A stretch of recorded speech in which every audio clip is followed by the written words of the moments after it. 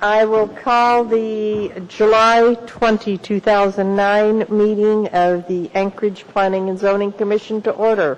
Would the secretary call the roll, please? Nancy Pease. Here. Jim Frederick. Here.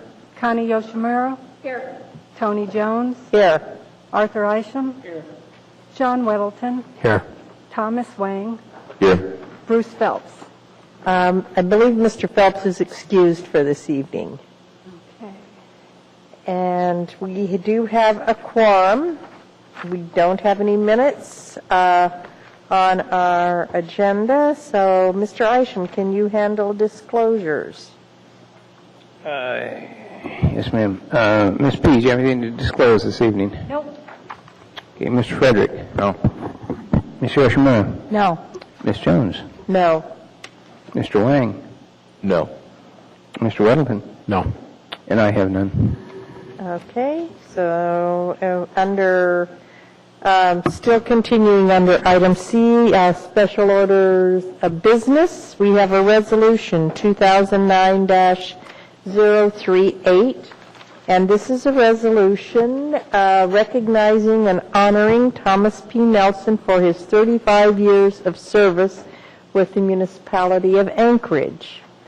For those of you that aren't aware, Mr. Nelson is retiring the end of this month. And so this is our last meeting before he retires. And we discussed at last week's meeting passing a resolution to honor him for his service. So if you could... Madam Chair? Yes. Having read the resolution, I move for approval. Okay, you want to push your little button, we'll get used to this. Okay, let's see. Motion, okay, and then Miss Nancy pushed it, and now if you push the second. Okay, well, how you do it then? Well, just... There. Okay, Thomas Wayne did, but we will record your intent. Can you show Mr. Isham where he would push to make a motion? Okay. Ms. Pease, go ahead. Will you wish to speak to the motion? I do. I have very much enjoyed working with Mr. Nelson, and this his sincerity in wanting to use planning to improve the quality of life and the infrastructure and the land use pattern of Anchorage has always shown through. When occasionally I've gone to him with an issue that I also cared about, he's been very thoughtful and thorough and conscientious in trying to explain to me the ins and outs. So I've appreciated, as I said, the obvious, genuine care that he has for land use planning, and I will miss working with him. Okay, thank you. Mr. Isham, did you wish to speak? Yes, the thing that I really appreciated about Mr. Nelson was his patience, not only with us, but with the petitioners and everybody that appeared before us. I felt as though he had a very personable way of explaining things, and so again, I will miss him also. Okay, Mr. Weddleton. Now, I'd like to offer a small amendment here. It says, whereas during Tom's tenure, he served under all 9 municipal administrations. So I think that's everybody, isn't it? Well, that is, and so it's accurate the way that it is here. I drew it for emphasis. Kind of cool. So anyway. Well, I have to send it tonight. Oh, well, never mind then. So unless there's some major problem here. No, it's okay. Well, I agree. And Yeah. my involvement with badgering municipal planners, Tom's always been there and just amazingly patient with everything that I've ever thrown at him or seen thrown at him, and very persistent. It's been very inspirational to watch him. Okay, thanks. Anyone else wish to offer comments? I would like to offer some comments. I have worked with Tom off and on since 1978. And a word that comes to mind when I think of Tom is consistent and caring, a couple of words. And whenever we have asked him to do something, I don't recall him ever outright saying no. He's always says he will check, he will investigate and look into it, but I don't recall initially there being just an outright no. And the other thing that comes to mind is his spirit of cooperation. I particularly think of the many nights we've driven down to Girdwood in the middle of the winter, and Tom has been one of the volunteers to drive either a municipal van or his own car so we could ride down to the meetings, and the same with, coming out to meetings in Eagle River. He didn't always just send the other staff to go. He would come himself, whether he was the head of the division or as a planning director. And so he's definitely been a team player. I am going to miss him a lot. He's given up a lot of his life for public service to the municipality, and I think this resolution is well deserved. And I would request that he be given a copy of the minutes that reflect our comments, because this resolution just doesn't say it all. And then he'll pick up on your emphasis, Mr. Weddleton. Anything further? Hearing none, is there any objection to the resolution? Hearing none, it passes unanimously.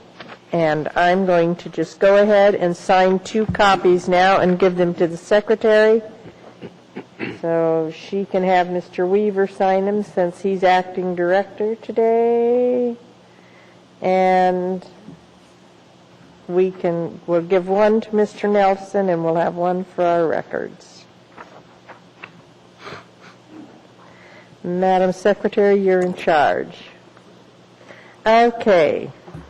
Now, the next item on our agenda is a consent agenda item, which is a site plan approval for Arias Baltazar, case 2009-122.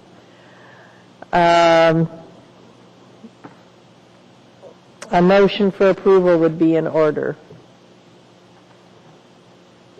So moved. Thank you, Mr. Weddleton. I'm looking for a second. Thank you, Mr. Isham. Do you wish to speak to your motion, Mr. Weddleton? Well, I read through this, and it looks like there was a mistake made a number of years ago that sounds like going backwards to try to repair it would not do anything good for anyone. And it doesn't look like any major damage was done by missing the review that the commission was supposed to have on this. So I'd support approving this. Okay. Ms. Yoshimura? I actually had an opportunity to visit the site, and so I have a couple of questions, or just one question and one comment that I would like to make. It would appear that he is encroaching on the adjacent properties to the south. Do you know if that's correct? Through the chair, no. And I do have color copies of the photographs. I'm sorry they didn't get to you. I did not get them to the secretary to get to you, but I have them here if you'd like them.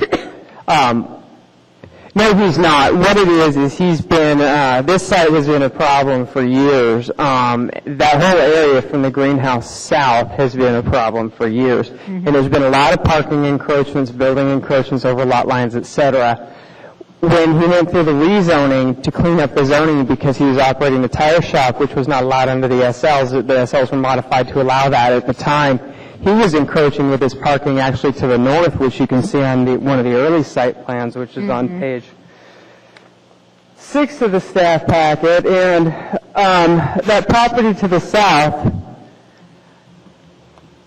does not have any parking agreements. He has the required parking on his lot. The building safety, when they approved the permit as part of this continual problem that we've had, made sure at least that he had enough parking on his site. Now, I must say, I dropped a friend off there in the winter, or during breakup, during tire season changeover, and he is parking cars on the site to the south, be it legally or not. But he does have the required parking on his lot. That was an issue of enforcement. But he does meet code, and the color photographs I have show the landscaping a lot better than the black and white ones you got that they made him install.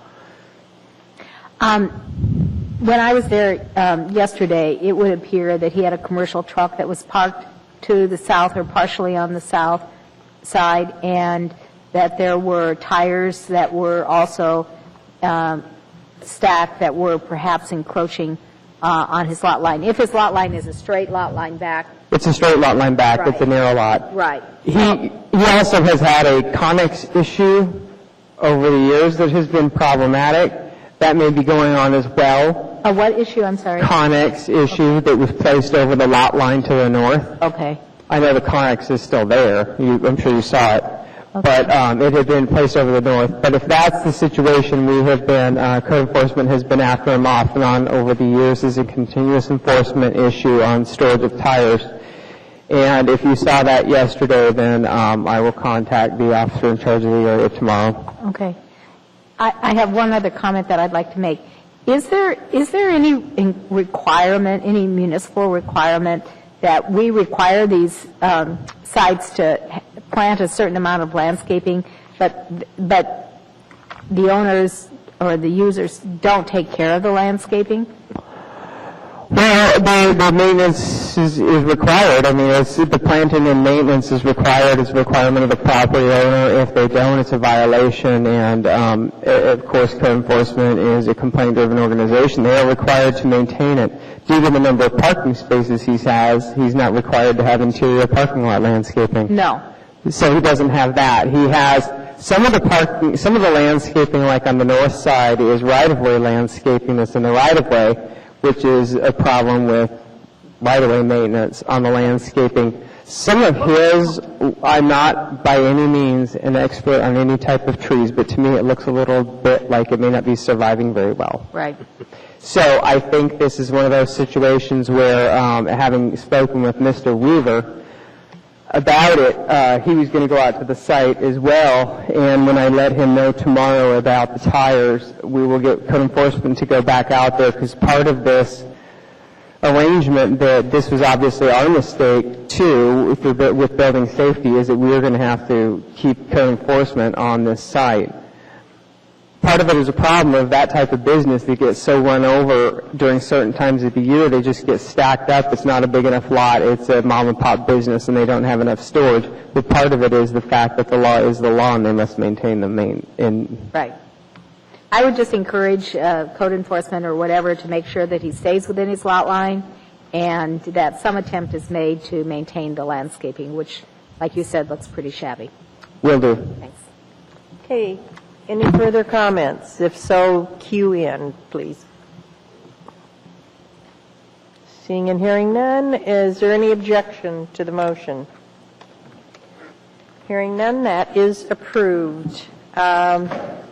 We now need to do an agenda change as Ms. McConnell has gone back to the Planning Department to get some materials for case E1. So we've had a request that we move on to G1. So if we could have a motion to change the agenda. Thank Mr. Isham, and thank you, Ms. Fees. So moved. Okay. Thank you. Is there any objection to moving G1 up on the agenda? Hearing none, that is now the next item of business. So that case number G1, which is a public hearing, is before us. It's the request is AMATS for the 2010 to 2013 Transportation Improvement Program. And this is the leading program that implements the Anchorage and Eagle River long-range transportation plans. Mr. Lyon, I trust that you're going to give a brief presentation regarding this. Yes, Madam Chair, I will be brief. What you have before you today is the 4-year, basically the capital projects, the capital project funding for the next 4 years for the AMATS area. This is at this stage, we have finished our public comment period. The public comment period was from June 2nd to July 6th. The only public comment we received was a comment from the Port of Anchorage there was a project in one of the tables that was already completed, so they asked us to remove that from the plan here. In addition, the one significant change in this from previous years is there is now, on the basis of the committee work, the policy committee and the technical advisory committee, there was a proposal which was approved to have a specific set aside for pavement replacement projects. So out of the total AMATS allocation, which runs right around 22 million, about 10 to 20% of that has now been budgeted annually for pavement replacement projects. And you'll see that reflected in Table 3, the roadway projects. I did receive an email from Mr. Robinson with some questions from Commissioner Pease, and I was going to answer those really quickly and then just go through the rest of it, or let you ask questions if you had them. She had a question about how the numbers add up on the first and second pages, and basically there's a discrepancy with the total 4-year amount of funding in the non-national highway system between the second page and the first page, and all that is what some of the cells did not get included in the formula. So basically on the first page, the pavement replacement line, which is about $13 million, didn't get added into the total. So it's simply a error on my part in terms of getting the spreadsheet to work correctly. So the total 4 years of non-national highway system funding should be $114,707,000. It's reflected on Table 1A, which is the second page of the document, but not on the first page. So I guess I appreciate someone catching that mistake for me.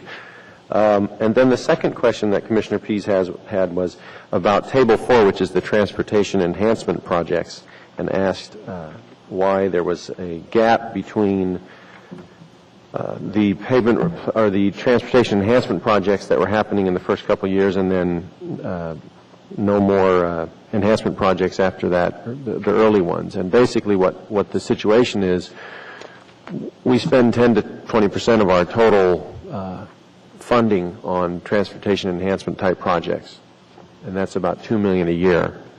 It doesn't add up to a lot of projects. Unfortunately, what the committees decided to do is finish off the projects that were grandfathered. In other words, they were ready to go into construction, and then implement some of the projects that were in the area-wide trails plan and the pedestrian plan, and what are going to start to show up in the bicycle plan, which would be the area-wide trail rehabilitation would be fixing the trails that we already have as opposed to building new ones, so trail rehab. The bicycle plan projects were listed in the bicycle plan as areas around the city where if you just did some relatively inexpensive striping, you could put bike lanes in, you could start implementing some places. The bike plan, I'm not positive if it's come before you yet, but I believe the main idea of that bike plan is it's focused on commuter bicyclists as opposed to recreational bicyclists. So the idea here with this implementation is where are places that if you just simply add striping, you could put some bike lanes down, and this funding is going towards that as opposed to a new capital project. It's implementing some relatively quick fixes. And then the last project would be the pedestrian plan project implementation, which is places where you could do some quick fixes that are missing sidewalks, so missing connections. So the gap between large projects and other funding is simply due to those large projects getting finished up, and we wanted to catch up on some relatively quick fixes, but when you're talking about a small amount of money of about $2 million a year, that's kind of what we're looking at as possibilities to finish. So other than that, that's happy to answer questions on the rest of it. Okay. Ms. Pease. Yes, to follow up on the question of the transportation enhancements, and I'm looking at Table 4. It just seems to me, well, there's a $5.7 million going to landscaping and pedestrian improvements on Muldoon Road, $5.7 million. And that's what you're saying is eating up all of the money that could be spent on any other biking and pedestrian enhancements in the city, is what I gather. Through the chair, Commissioner Pease, that is correct. These grandfathered projects are ones that in the federal government rules, once you have an approved environmental document, if you don't enter into a construction phase within 10 years, you have to start paying back any previous planning or design work or right-of-way work within that, if you haven't reached or started the construction. And so this is a project that was, basically it was set up in phases, and it was the whole length of Muldoon basically to get pedestrian improvements along there, landscaping to create a safer place for peds to use that facility. It's obviously a very well-traveled facility for transit and for pedestrians, and we wanted to make it a lot more user-friendly. So it is a chunk of money, but it's a combination of, if we don't finish this up, we have to pay back the previous money, and in addition, it's a pretty good project for that, getting the whole length of it. If I may continue, how many miles is that from Bartlett to Regal Mountain Drive? I'm not positive where Regal Mountain is, but it's. I think the project was split up into two phases. So the I guess it would be the southern portion is what was done first, kind of around near the corner, and I thought it was near 20th or maybe a little farther to the west of that or to the north of that. So 2 miles maybe? Possibly, yeah. Okay. I don't want to dwell on the point too much, but I guess I had thought that under the area-wide trails plan and some of our other policies, roadside pedestrian amenities were to be included in the road funding, scoped along with the road and included in the road funding, so that these very expensive roadside pathways, pedestrian amenities, wouldn't come out of the transportation enhancement. Well, through the chair, Commissioner Pease, the rule is if you are doing a road construction project at the same time, your pathways or sidewalks are included as part of that and not part of the separate transportation enhancement category. This was a project that wasn't tied in with a road project. It happened to be obviously next to a road, but there wasn't any road work being done of the actual facility at the time. It was just the landscaping and pedestrian improvements along the side of it. So it's one that would have to, if it were to be done, this is the category it'd have to go into a separate transportation enhancement.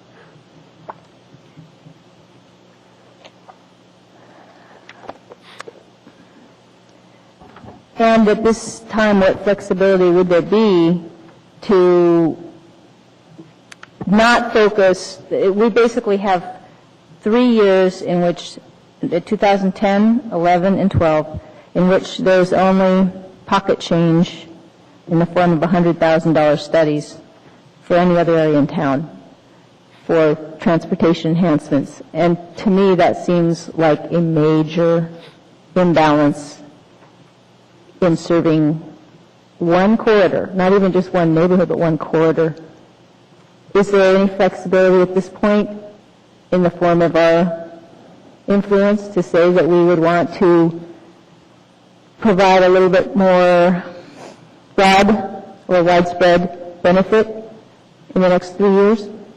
Through the chair, Commissioner Pease, I can certainly offer your suggestion and a request to the committees. What those 3 hits of $100,000 each are, they're the design so that when they can get started on the design and do the design for the area-wide trails and the bike and peds improvements, so that when those other 2 grandfathered projects are done, they can hit the ground running and go into construction that year, in the 2013 year, as opposed to waiting to start on design. They sliced off that $300,000 from the Muldoon Road project to get something started on that.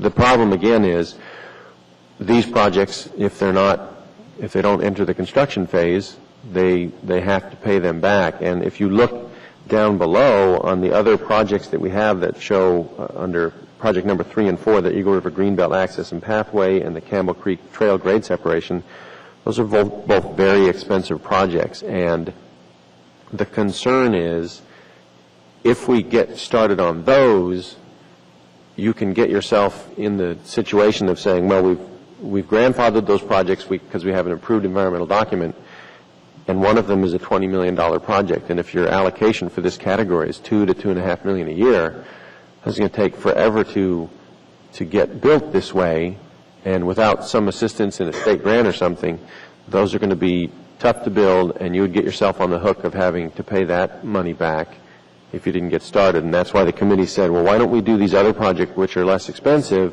but do actually get some pretty decent improvements done without having to worry about the paying back of those other ones. That's why the gap is there. It's kind of a hopeful to try to get around this problem of not having enough money in this allocation in this category, I should say. But I'd be happy to share those comments with the committees and let them know there was a desire to see if we could move those up earlier.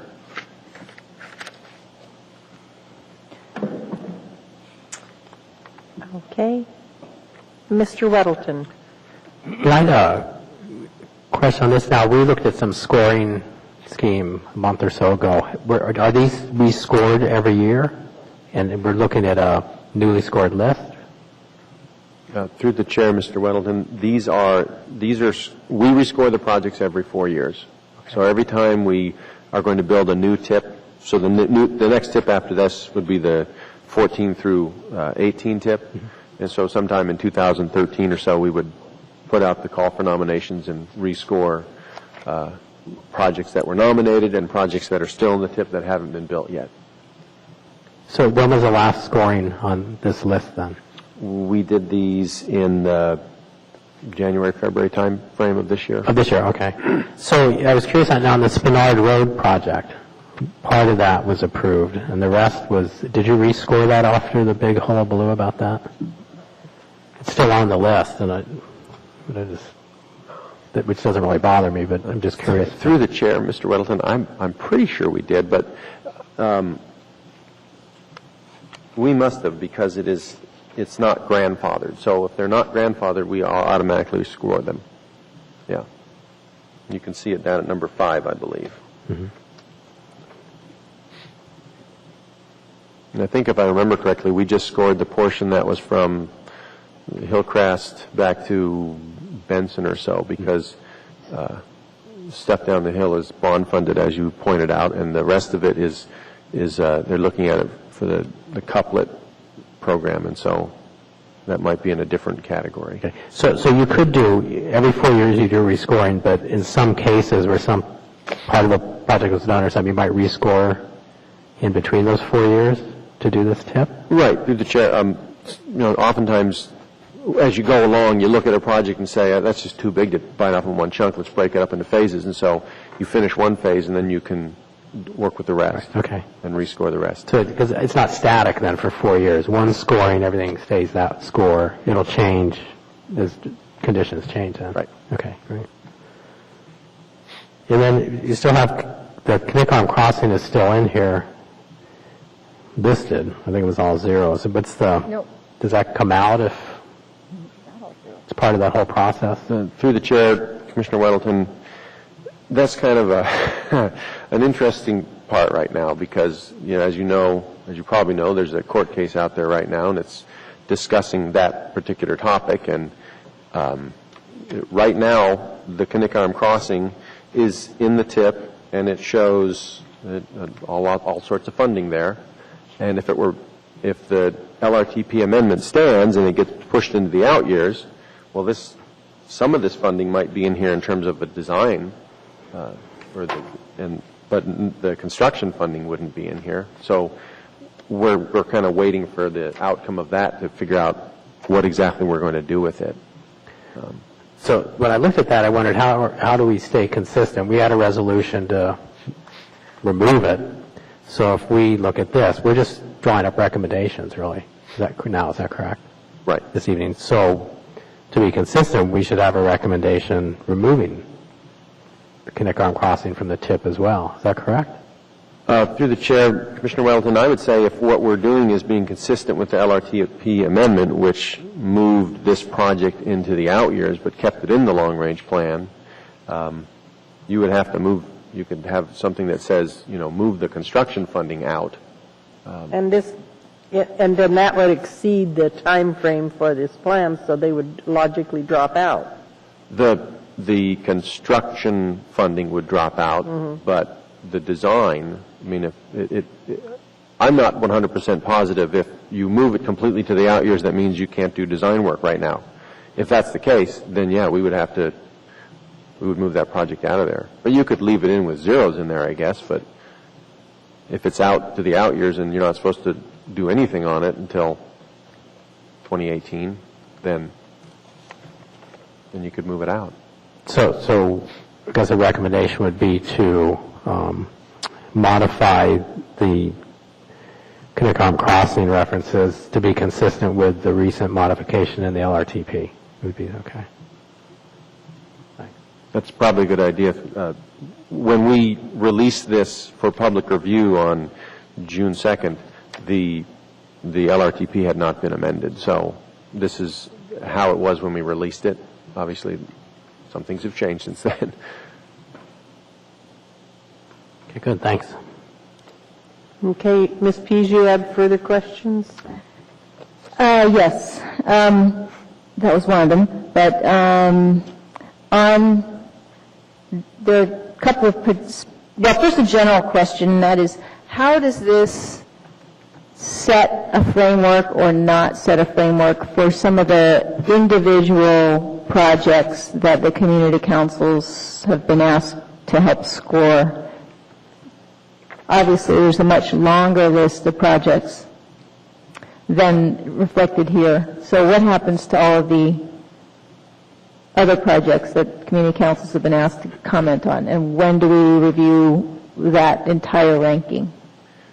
Through the chair, Commissioner Pease, that there are individual projects that are nominated for the CIP, but I did not get a large list of projects. We had probably half a dozen or so projects that were nominated for the TIP. There are a bunch of projects that were nominated for the CIP for bond funding, but the ones that were nominated for the TIP are shown in here. We rank them, we score them, we see how much money we have, and we put those ones in there that we look like they might be able to get funded in the life of the TIP. Some of them drop off, but we didn't get a whole bunch of projects like they do get for the CIP.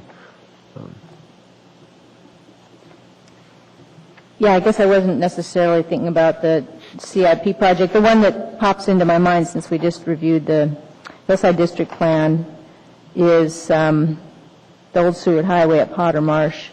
And, that's not covered in any of these because this deals with the old Seward Highway to Rabbit Creek Road, and it deals with the new Seward Highway, or the Seward Highway from Potter south. And so, in the next up to 2015, there's no intention to do anything about that one. Through the chair, Commissioner Pease, we have ranked and scored that project many times. The problem is the the volume of traffic on that and a lot of other factors, it just ranks really, really low. And so it doesn't bubble up to the top of the ranking when it's pitted against roadways that have 20,000, 15,000, average daily traffic on it. We keep ranking and scoring it, but it doesn't bubble to the top just due to the traffic, basically, among other things. I know it's a low traffic volume. It also has pedestrians of all stripes in the traffic lanes. And that's, I would think, a safety hazard that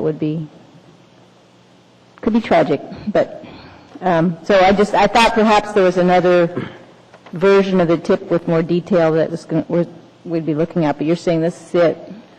This is it, yeah. Okay. Okay. Ms. Yoshimura. Madam Chair. Well, I have just a couple of questions that I just don't understand the procedure regarding. First, how is it determined when a bike path or a sidewalk is separated from the curb and when it's not in these projects?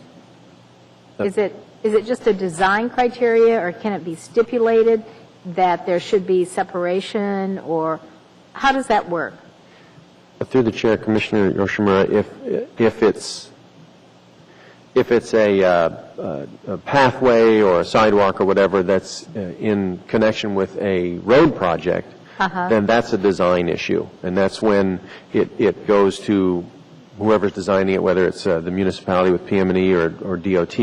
When they design it, they decide whether they want to have a separated thing or not. Now, if it's a transportation enhancement project, you kind of write it up a little bit in the description here on how you might want it, but again, that's mostly a design issue. We provide the funding, and the design folks decide what's going to work best in terms of the area and the speeds and all that sort of stuff, and whether they need snow storage there and all that sort of stuff. So it's pretty much a design issue.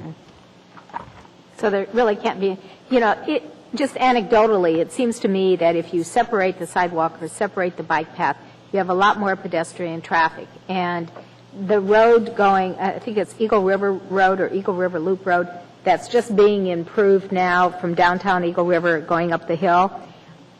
They have, it's all attached to the curb. It's a wide sidewalk, but it's attached to the curb. And then they have this red sort of fake brick from the curb to the concrete. And for the life of me, I couldn't figure out why they didn't separate that. And so can there be, how,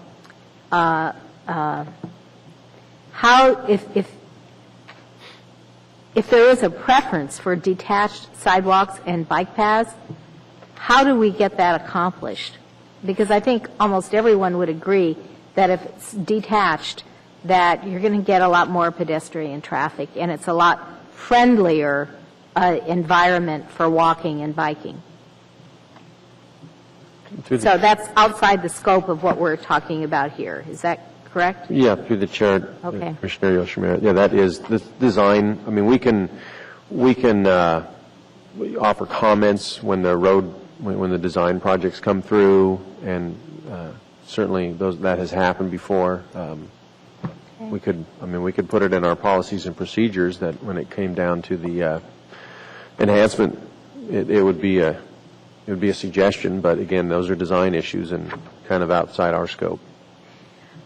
Then my other question has to do with if a project has state funding, does it have to be on the AMATS list in order to receive that funding? Through the chair, Commissioner Yoshimura, no. No. We reflect projects that have state funding in the program here. They're just in the illustrative table here. So we don't have all of the state projects in here. We get most of the big ones, but not all of them. All right. But no, it has nothing to do with it. If it's getting federal funds, it has to be in here in order to build it, but not state funds. All right. So if it's state funds coming from the general fund or whatever, it does not have to be in here. That's correct. Thank you. Mm-hmm. Then why would the Connect Arm Crossing have to be in here if it's getting private funds? Commissioner Madam Jones, it's in there because it's getting federal funds as well. So I guess they just decided they wanted to reflect it all. It needed to be in there for the federal funding portion of it. Because it just reflects private now. Well, there are two projects in there, and one of them shows the federal funds and one of them shows the private funds. Project number 3 is the... Okay, shows the Federal Highway Administration, Yeah. and Project 4 is private. Right. I think that reflects the fact that according to Cabada, the bridge facilities themselves are going to be 100% privately financed. So that one could come out. Doesn't need to be in here. It is not required by federal regulations to be in there. Okay. I'm Okay. not certain what FHWA, whether or not they want to show that in there, but I Well, know, this isn't their plan. yeah, this is private funding doesn't need to be in there, state funding doesn't be in there, the bond funding doesn't need to be in there. So Okay. Ms. Pease? Yes, there are a couple of projects on Table 8 which have carryover funding. I'm looking at projects 19 through 22. They have carryover funding, and I'm not sure whether that gets them anywhere near completion.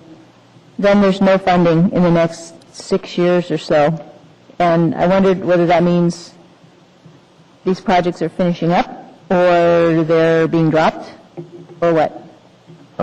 through the chair, Commissioner Pease, all of the earmarks that are in this table are from previous authorization bills. So they're from Safety Lou or, previous sort of funding. We had some federal earmarks previous years that show up in here. So the reauthorization bill is being worked on right now in Congress, and so that might show up in the later years, but right now we just have earmarks that were from previous authorization bills that the projects haven't been built yet. So as to whether or not that's enough money to complete it, I'm not sure on those, but those are the dollar amounts that were shown for the earmarks when they came out of Congress. And Safety Lou was, the way they did their earmarks is they split it up over the 5 years. So in previous tips, you would have seen certain dollar amounts for each year. Those projects weren't built, so that total amount just shows up in the carryover. I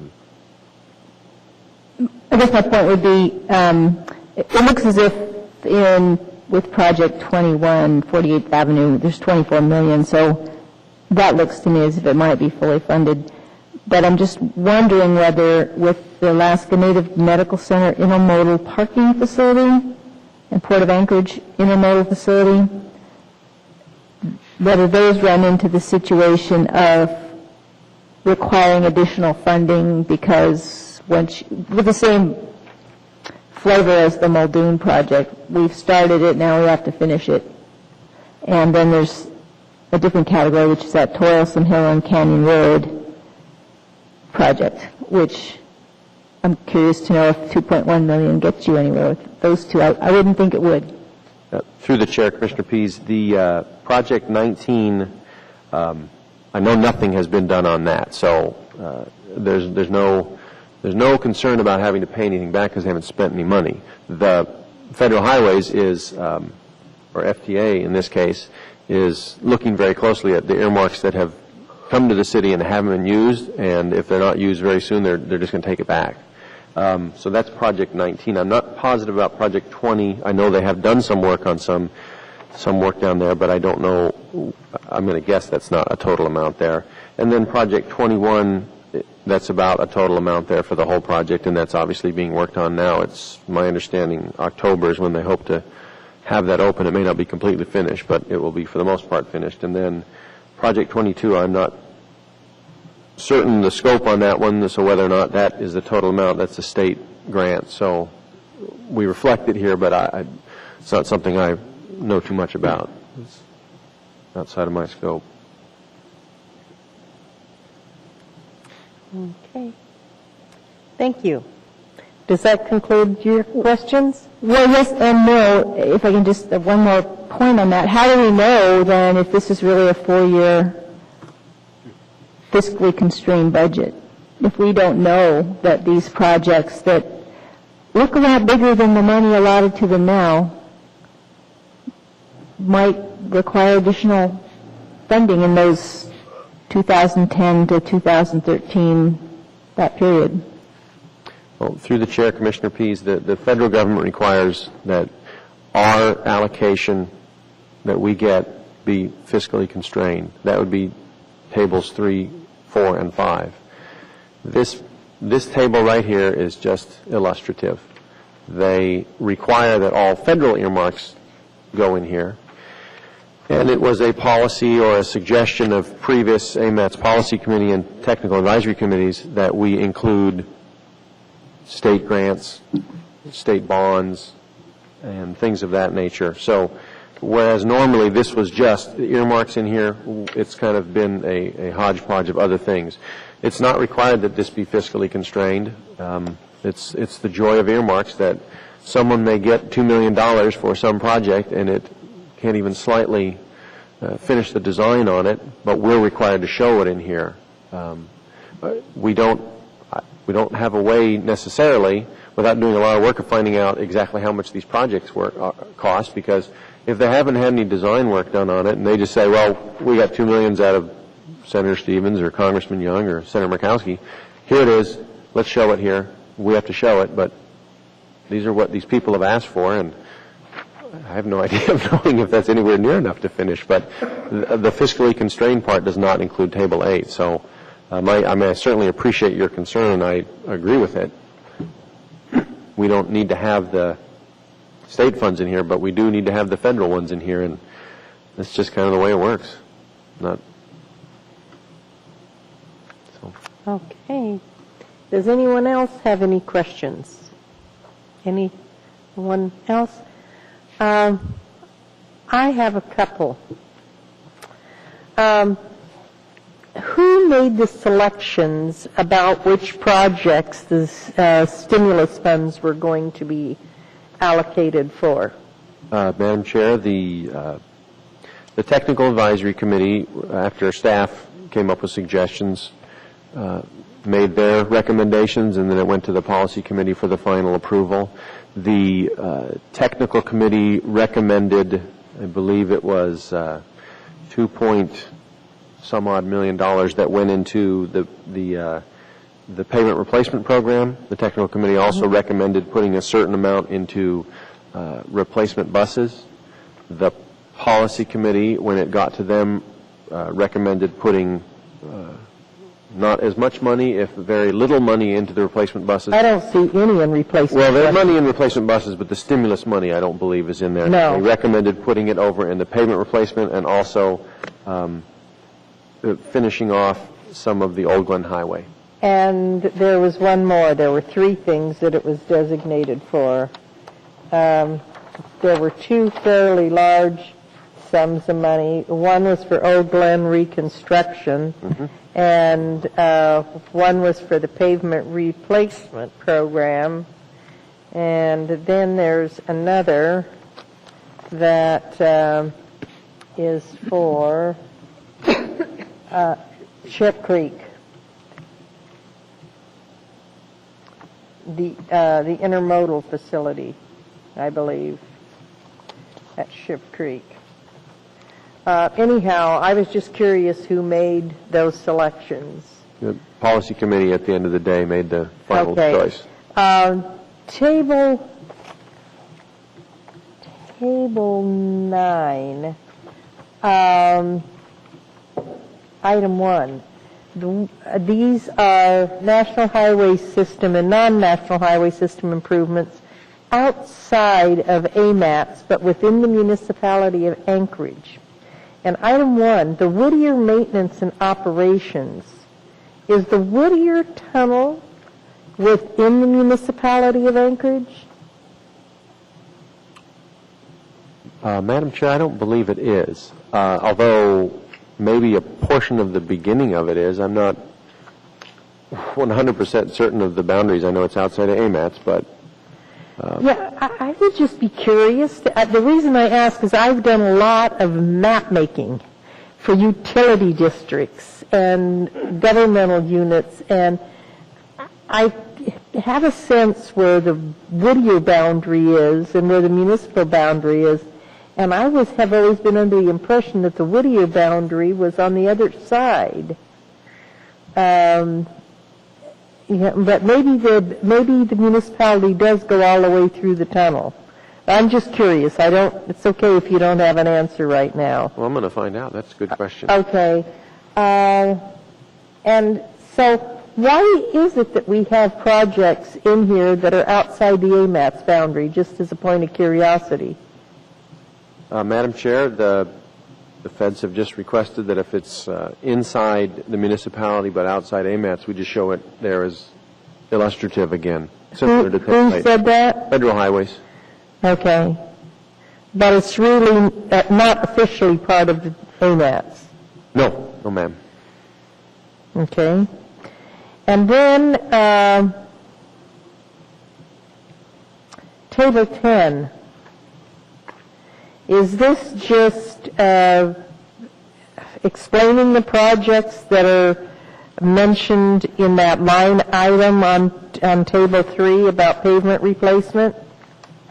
Madam Chair, what this shows is these are all of the projects, pavement replacement projects that the Department of Transportation has identified as being in desperate need of some help.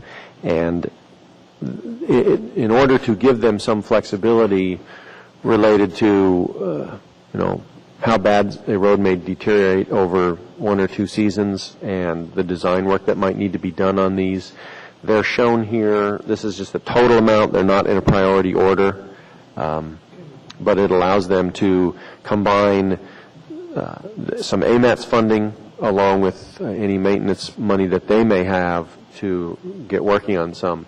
Some of these projects, they look like they're just absolutely terrible this year, and then somehow they last through a year, and other ones that look okay one year just go downhill in a hurry, and so they need that flexibility to hit those big trouble spots.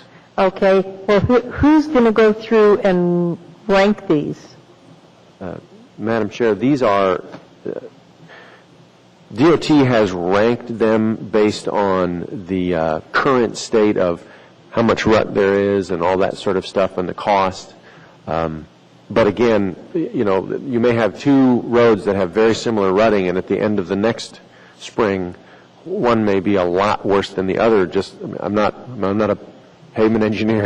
Yeah, okay. Not my area, but they want to have the flexibility. They may have ranked Jewel Lake as number 1 this year, and by the end of next spring, it looks like the bar is a lot worse. Okay. Are these all state roads? Because, Fireweed Lane is a city street, isn't it? Well, this is the entirety of Fireweed Lane, and a portion of Fireweed is municipal-owned, and a portion is state-owned. State, okay. They're not all state, but it's a little bit of each. Okay, because so I would assume then the stimulus money that's allocated for pavement replacement would be going toward this. Yes, in Table 3, you'll see the stimulus money, 2.2, almost 2.3 million of the total allocation of stimulus money went to that. Okay, thank you. That's all my questions. Ms. Pease? Yes. With regard to the transit funding, did the Transit Advisory Group provide any analysis of the adequacy of the funding in those categories to meet the goals and levels of service advocated in the LRTP? Through the chair, Commissioner Pease, I'm not 100% positive if they did. I know, obviously, we had a lot of input from Jody Cars, the director of public transit, so, but I'm not positive if they got a chance to look at this. I can certainly find out. Okay, thank you. Okay. Any further questions? Apparently not. I will, at this time, open the public hearing. We are now at case number G1, the public hearing on the AMATS 2010-2013 Transportation Improvement Program. Is there anyone that would like to be heard on this matter? Anyone at all?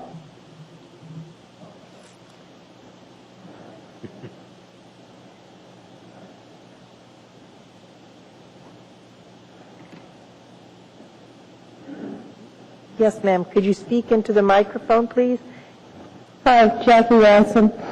I wasn't aware there was going to be a public hearing, but the Transportation Improvement Program, Yes. does that include taxi stands that aren't being figured into the city planning or the transportation improvements in the city for public transit? Okay. Mr. Lyon? Through the chair, not currently. I know it hasn't. It certainly hasn't in the past. I'd have to double check the federal regulations to see if that's something we could spend our federal allocation on. Well, I do know that public transportation also consists of taxi service, bus service for the disabled, for visitors to our great state, and this city has willfully ignored the fact. I have called City Hall numerous times. I have talked to assembly members. I've talked to a lot of people trying to get the realization that the taxi industry provides a service for the visitors and for the people that do need transportation in the city. Downtown, there are only, I think, 4 dedicated taxi stands. The taxi industry is hassled. They try to drop off at the Fifth Avenue Mall. You can have a wheelchair patron in your taxi, and you pull up to that red loading zone, and the police will ticket you. There is no place to drop off anybody downtown area. The PAC is another prime example. There is no parking. If you try to get out to go to an event, the closest is the Egan Center across the street. In the winter, it gets quite hazardous trying to cross that light and go to any event. There was a parking, I think, stand at Humpy's, and they've removed that.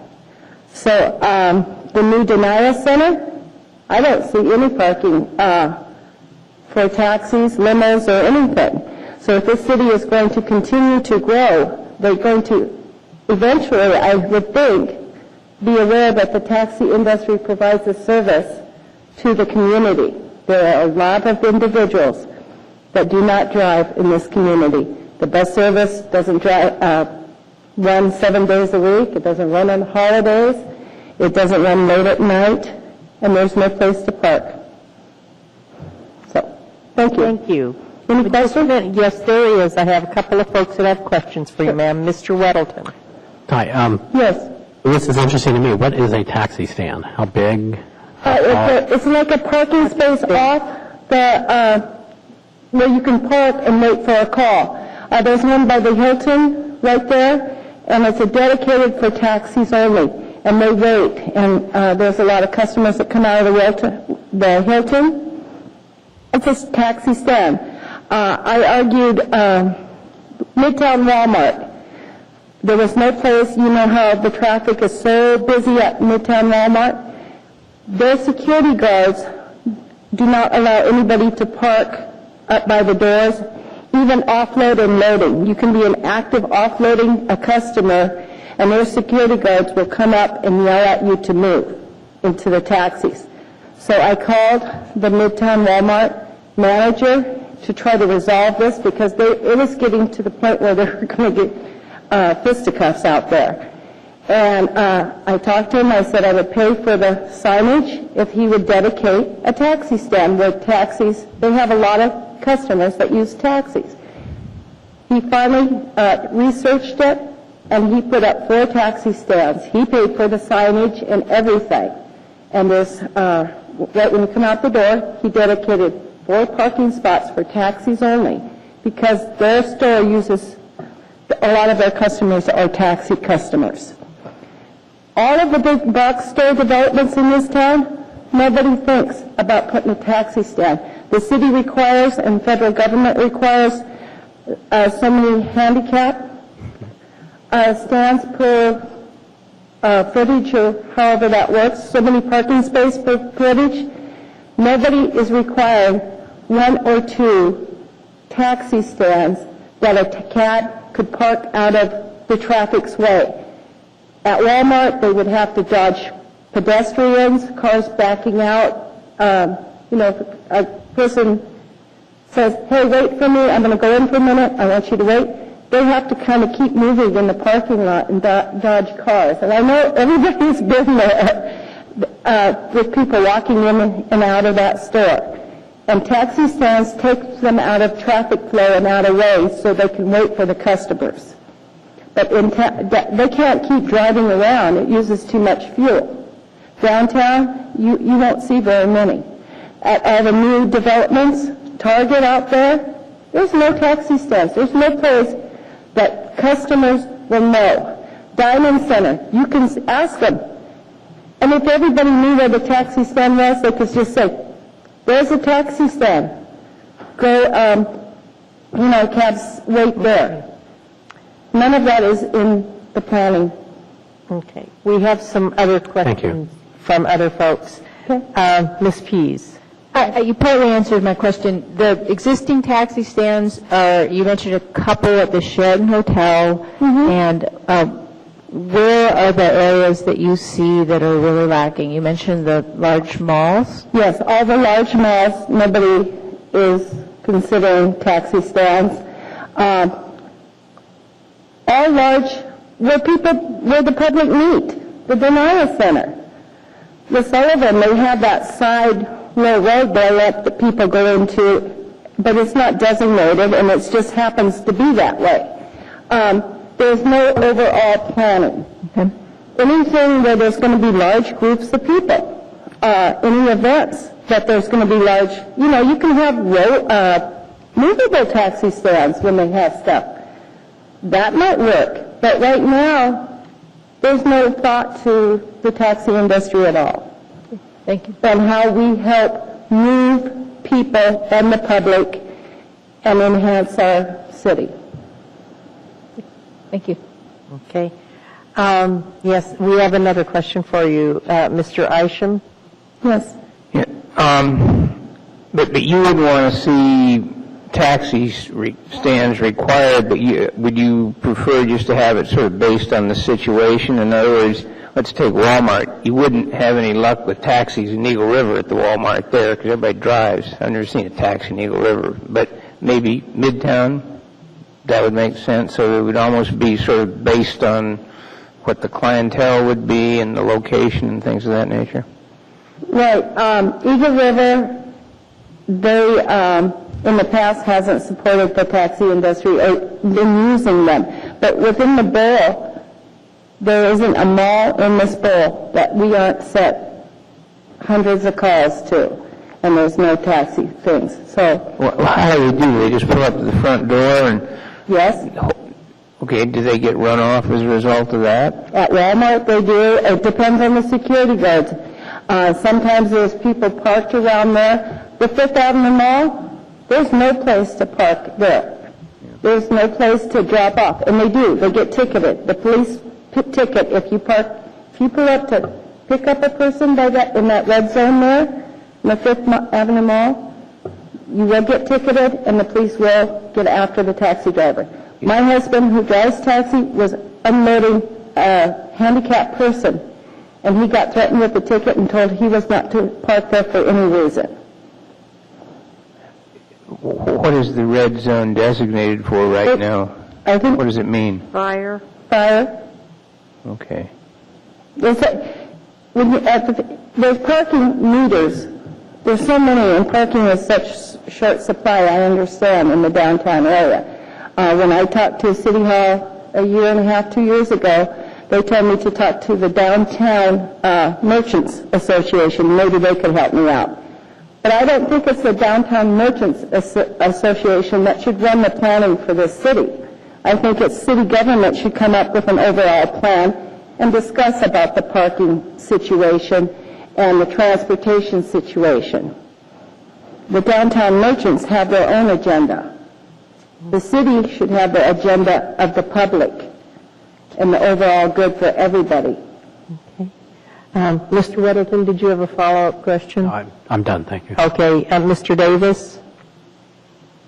Yes, Madam Chair, just an information item. As far as the private side, the private development goes, the new parking section of Title 21 rewrite does give the traffic engineer the ability to require intensive establishments, large retail establishments, to require them to provide one or more taxi stands on a case-by-case situational basis.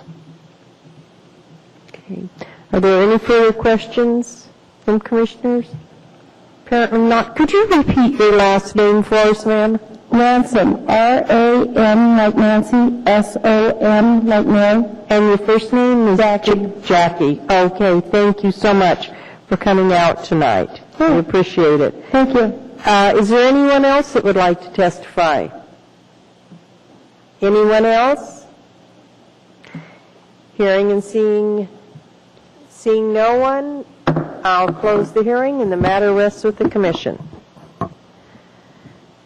What is the desire of the commission? I have a question before. So Yes. we're just making recommendations regarding this. Is that right? Changes or so on that. Yes, and we pass a resolution with our recommendations regarding changes. So we'd say approve this. We move to approve this with certain Yes. features. Okay. Yes. So when we make the motion, this is what we're moving to approve, and then if we want to amend it, we can amend it. There I have a motion made by Ms. Pease, seconded by Mr. Weddleton.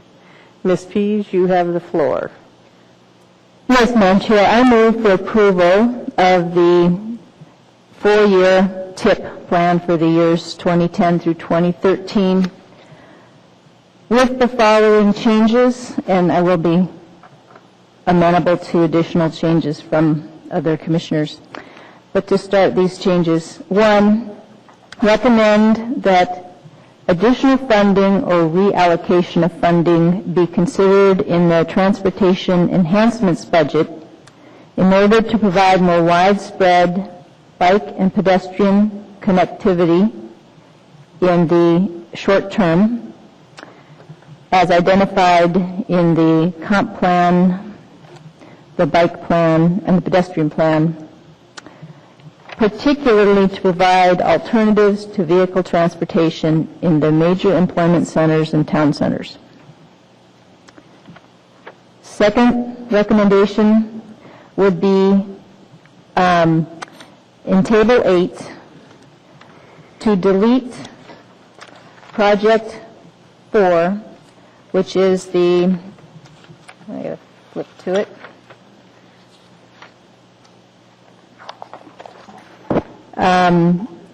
Reference to the Kinnickarm Crossing private funding.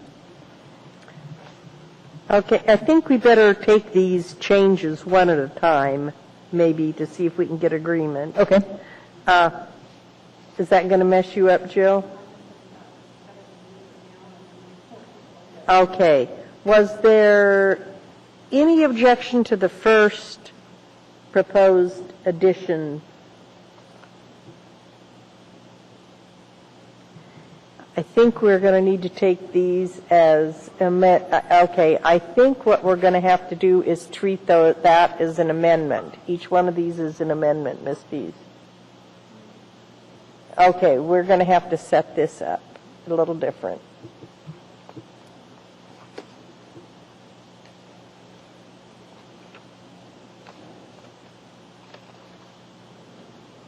So the main motion on the floor will be to approve the TIP as presented, and then we're going to start a series of amendments.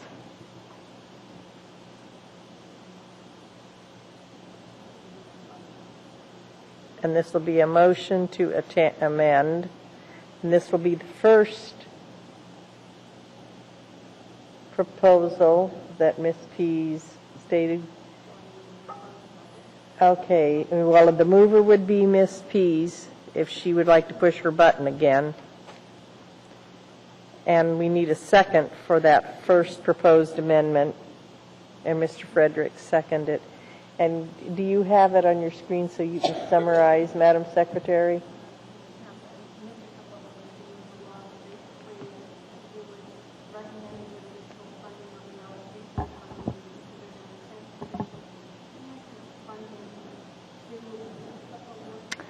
To provide more widespread bicycle and pedestrian connectivity.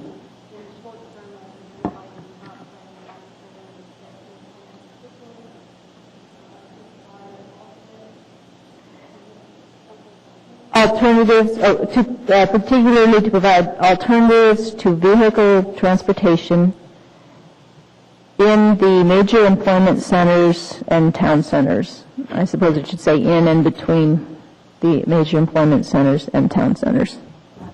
Okay. All right. Is there objection to that amendment? Hearing none, that amendment's approved. All right. Okay, and we'll see if there's another proposed amendment.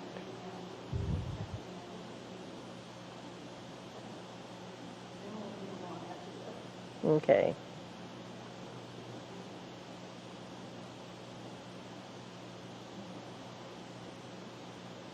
Okay, Ms. Pease, now you can proceed. Yes. And push the button again. And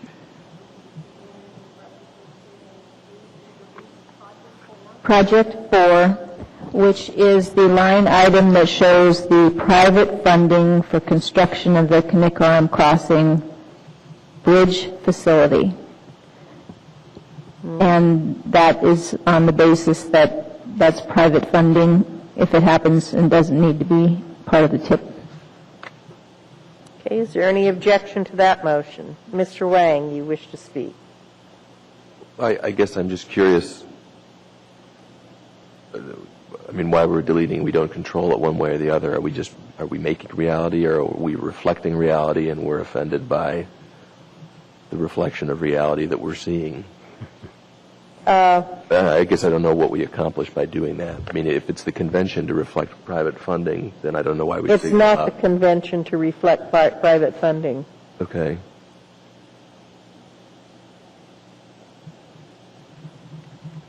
I guess my question, though, is if we're trying to, I mean, if the purpose of the document is to get a picture of funding, this is funding. The reality is, if it's in the TIP, it's in the TIP. Right now, it's in the TIP and reflects private funding.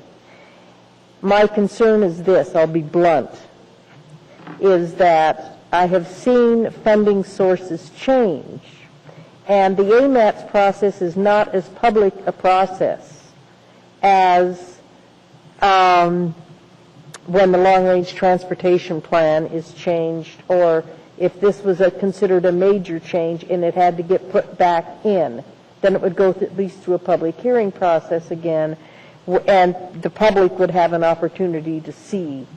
You know, it would go out for comment again, and they would see that a public source of funding was being proposed for it, rather than a private source of funding. Whereas if it gets amended just sometimes before AMATS, these switches in funding types, I don't know, Mr. Lyon, but I've seen funding sources switch, and it just seems to happen in the document. Madam Chair, in the case of this particular project, whether you have the funding, this private funding in there or not, they can spend it, because it doesn't, Commissioner Pease is correct, this doesn't need to be in there. It's private funding. We're required to put federal funding in there. We have, by convention, put state funding in there. This is the only one we've ever had that has private funding in there, but it won't, if they want to spend private funding, it doesn't need to be in here. So. No, and they can spend private funding. And because it's outside, physically outside the AMATS area, they do not need AMATS approval for the facility. So it really doesn't need to be in here, that piece of it. It is not part of the municipality of Anchorage. I guess that's fair enough. I mean, it's fine. I mean, if it's out there, it seems a little odd to just airbrush it out of the I mean, if the purpose of the document is to create a transportation picture of funding, then we're just airbrushing some funding out. But I don't object to it if it doesn't need to be in this document. It doesn't need to be in Raises there. the question of what the purpose of the document is. No, it doesn't need to be in there, as far as I know. Mr. Weddleton. Well, I wonder if we could modify the amendment here and not necessarily say delete it, but just say in regards to number 3 and number 4, change this document so it reflects the recent change to the LRTP. So they may be listed, but all this funding would be pushed off of these 4 years, and then maybe it would actually come off the list if it's not even a 4-year project. Yeah, but I don't know that we can do that because, as Mr. Lyon said, they can still design. There's nothing to stop them from doing all the design work and engineering work they want. It's just that the construction may not be able to happen until those outer years. Right, but that would be consistent then with that change in the LRTP. So they could change part of this, not necessarily all of it. Yes, it's just the construction part wouldn't be able to proceed. So what that would mean, what does the U, Mr. Lyon, stand for here? Madam Chair, that's utilities. Utilities. So at least the C would need to come off.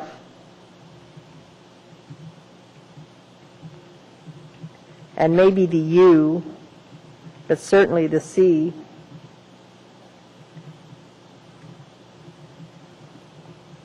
What do you want to do, Ms. P? Madam Chair, I would still like to take off the line item that says, that talks about the Connect Arm Crossing Bridge facilities, because we have an adopted policy that private funding only will be spent on that part of the project, and there are other private projects going on even within our AMATS boundary that are not listed here. And as you pointed out, this is outside the AMATS boundary, and any funding change other than private should be a tip amendment. It should be very public. So I would rather not have that line in there.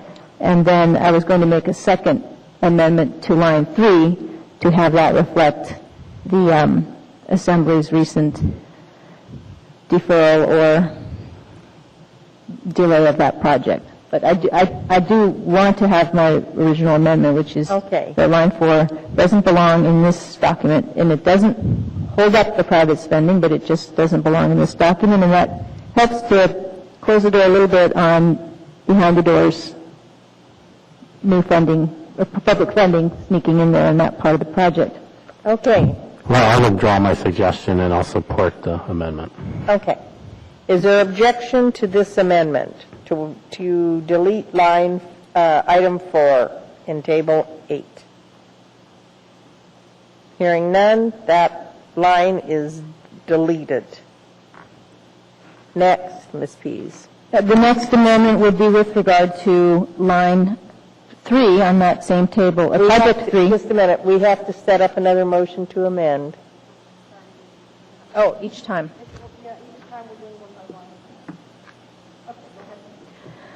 On table 8, project 3, I move to amend the references to the Connect Arm Crossing access connection to reflect the recent Assembly's decision to make this more of a long-term project, and therefore to delete from the 2010-2013 time period the utilities and construction part of the project, and any other time-related amendments that would bring it into conformity with the Assembly's resolution or ordinance. And possibly also the little U and C under the project planning phase? Yes. Okay. And did you second that, Mr. Weddleton? Yes. Okay. Is there any objection to that motion? Hearing none, that is approved. Next, we have to reset, Madam Secretary.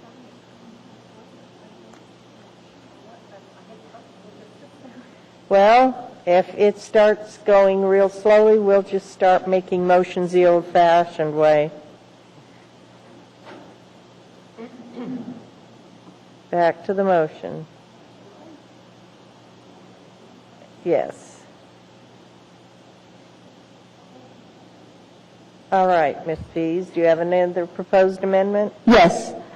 I would propose that when this budget goes to the next approval stage, it include some analysis from the staff and comments from the Transit Advisory Committee, and I may not have that name correct, on whether the transit funding levels proposed here meet the long-range transportation goals, specifically those goals on page 91, which recommended peak period transit service of 15 minutes on the better performing routes and express service on the Glen Highway corridor and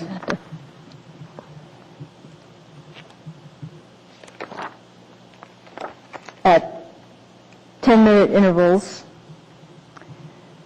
and that's on page 122 of the LRTP, and additional goals for mobility for youth, seniors, and disabled persons, including the budget for anchor rides.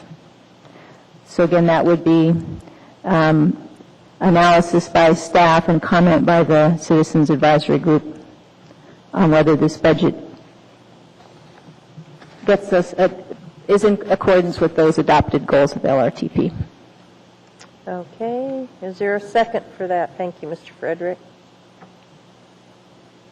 And did you wish to speak to your amendment? Yes. The LRTP is clear that in the past, funding levels and service levels fell, and consequently ridership fell, and that is the opposite direction of the comprehensive plan, which advocates viable alternatives to vehicular transportation, particularly to serve our urban centers. And we do have specific goals in the LRTP with regard to the frequency of transit service on specific routes. And we, as the Planning and Zoning Commission, can't see from this table whether this budget is moving us toward those adopted goals.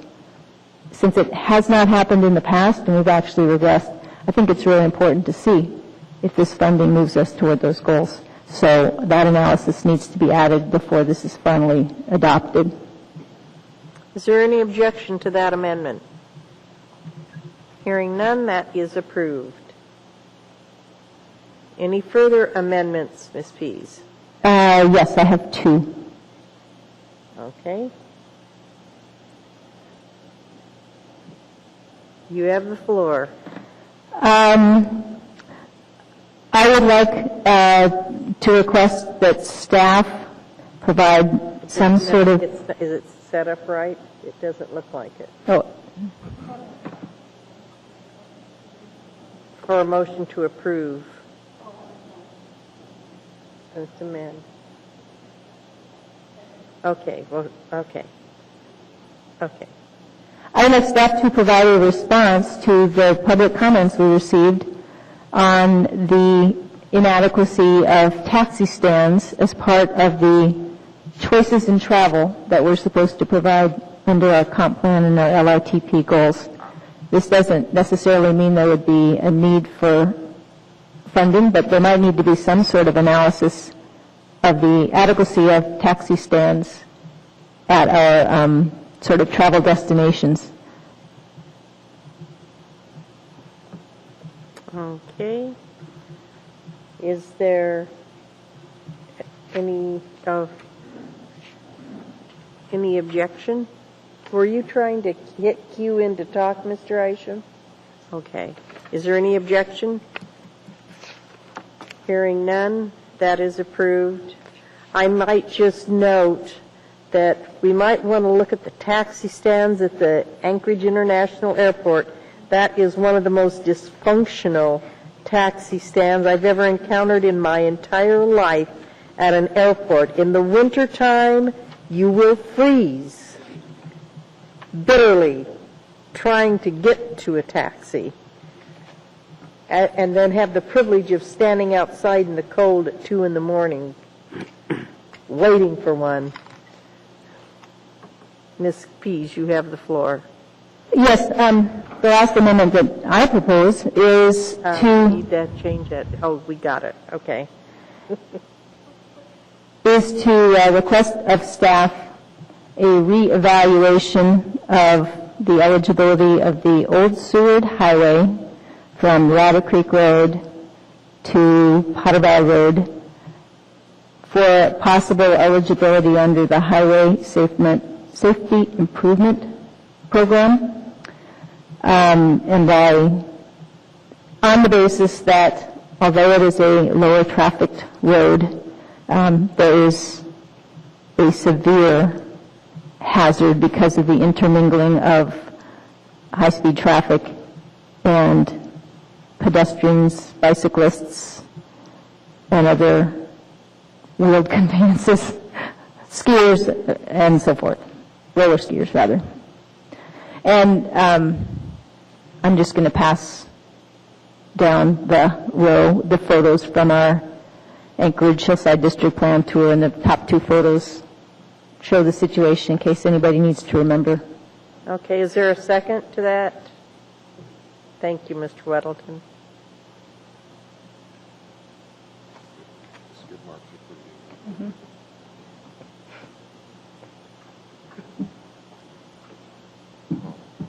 Okay, is there any objection to that amendment?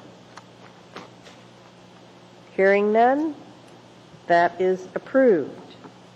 Does that conclude your amendments, Ms. Pease? Yes, I have no further amendments. All right, who's next?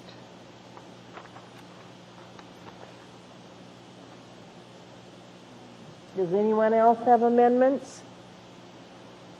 Or did Ms. Pease pretty much take care of them?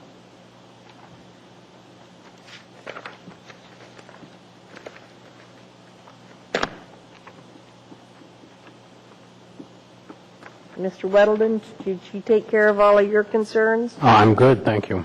You're good. Is everyone good? We're good. Oh, I am so happy. Well, does anyone wish to speak to the main motion in general with all the amendments? Nobody wants to speak. Well, I will. In all of my years of doing this, I don't think we've had a tip that has been so thoroughly reviewed and evaluated by my colleagues. This is wonderful. I am delighted. You ask good questions, and staff has been very responsive with your answers tonight. I'm a very happy chair. Very happy. Excuse me? That's our goal. Oh, you're doing good so far tonight. Any objection to approving the motion? Hearing none, it is approved. And we're going to take just a short break before we come back and diligently get to work on Title 21. David Chaps. All right. There's never been a good one. I'm calling the meeting back to order. We are now back to item E1, 2007-153, and this is the continuation of the Title 21 rewrite, Chapter 7, Residential Building Design Standards. We have a big task ahead of us tonight. So I would like to set forth some friendly ground rules for how we're going to proceed. And we've had such success this evening, I know this will be too. We find ourselves in a dilemma tonight in that we must finish this tonight, or this is our last chance to send forward recommendations to the Assembly on this subject, because our 6 months for us to react to this are going to be up. On ordinance changes and the like, we have 6 months by code to send forward a recommendation to the Assembly, or else they can take action without our recommendation. And this is coming up on their agenda soon, and we won't have an opportunity to meet again before they take it up in their Title 21 committee, and they will not entertain or receive any information from us after that time. So tonight is our last opportunity. So I would really like to move it along with any amendments that we have, and limited discussion and limited interruptions, if possible, from staff. I don't expect staff necessarily to agree with perhaps some of the amendments we're going to make. And that's okay. We're going to, it's what commissions often do isn't always the same as what's been recommended, but it's whatever we come up with tonight as our recommendation, that's what's going to go forward to the Assembly. We don't want our product after tonight to be reworked and rewritten when it's sent forward. We would like it to go forward as we present it. So we're not going to need an issue response summary to tonight's action. We're going to just need our finished product to go forward. Now, having said that, I'm going to look to Mr. Robinson and to my fellow commissioners that have been on the committee to help us get refocused as to exactly what we need to accomplish tonight, and so we can get started. Mr. Robinson. Yeah, thank you, Madam Chair. I'll defer to Eric McConnell. Okay. Thank you, Madam Chair. At the last meeting, there was a motion to approve Section 2107-100. That motion was seconded. Then there were a number of amendments, particularly to Sections B and D. So as it stands, there's a motion on the floor to approve this section. A number of amendments have been approved. I'm anticipating further amendments, particularly to Sections C and E. I'm sorry, F, C and F.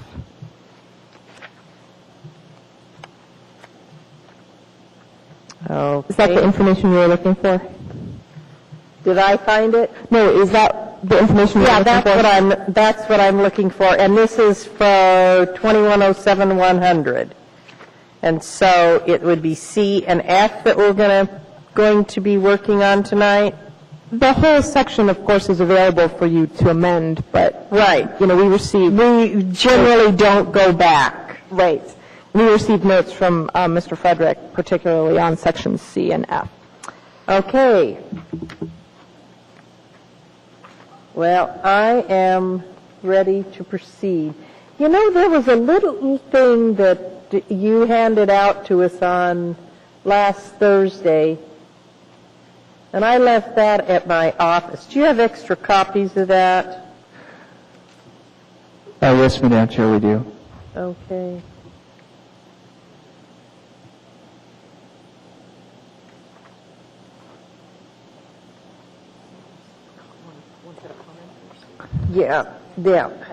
Yeah. Thank you. Okay. All right. So,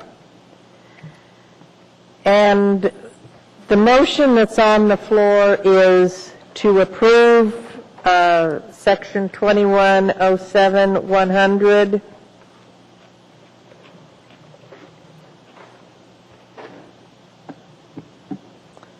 All right, which one of my commissioners want to, move forward? I've got a motion on the floor by Mr. Frederick, and it's seconded by Ms. Pease. Mr. Frederick? I would like to move that we adopt 2107-100 residential design standards with, I have several amendments, proposed amendments to the section. Okay, we probably should take them one at a time. Okay. First one is in Section C, standards for multifamily residential, not including townhouses, and it's C2, applicability.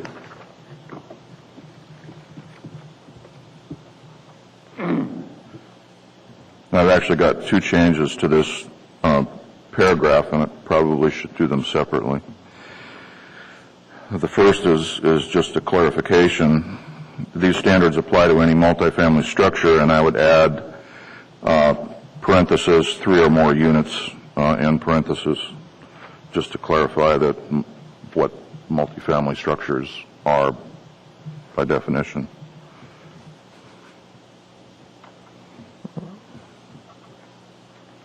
Okay, and what's the second change in there?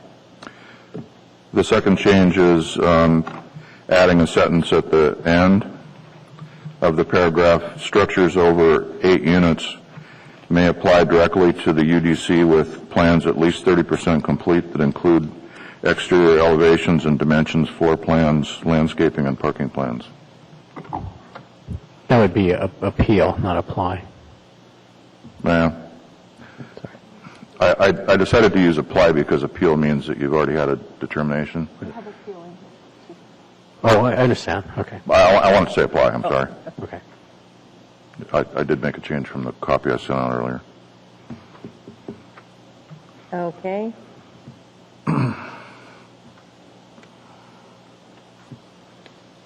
And that's, okay, so that's a motion to amend the motion that's on the floor. Thank you, Mr. Weddleton.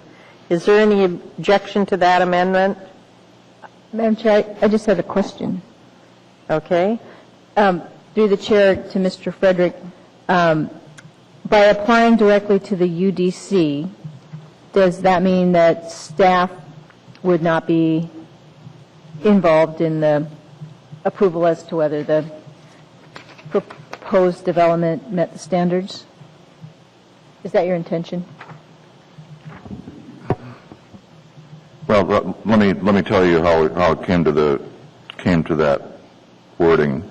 In reviewing the examples that we were shown last week of multifamily projects and whether they did or did not conform to the standards, what became clear was that projects that were 8 units or less generally didn't have much of a problem complying with the proposed standards. But some of the larger projects, some notable ones, particularly Fifth and M,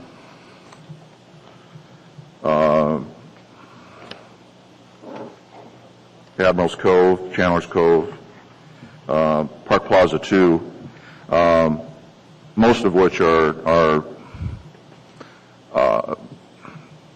large, very, very expensive projects with a lot of design features, all had some sort of problem complying with the standards. And so it seemed that the likelihood is that in the future, larger projects may have problems complying with the standards. And if the indication is on pre-application conference that there are going to be issues with the staff, then it seemed like in order to shorten the time frame that it might be pointless to go through the time of getting the determination from the director, when if you know that's going to be no, that you take advantage of the opportunity to get a determination from UDC.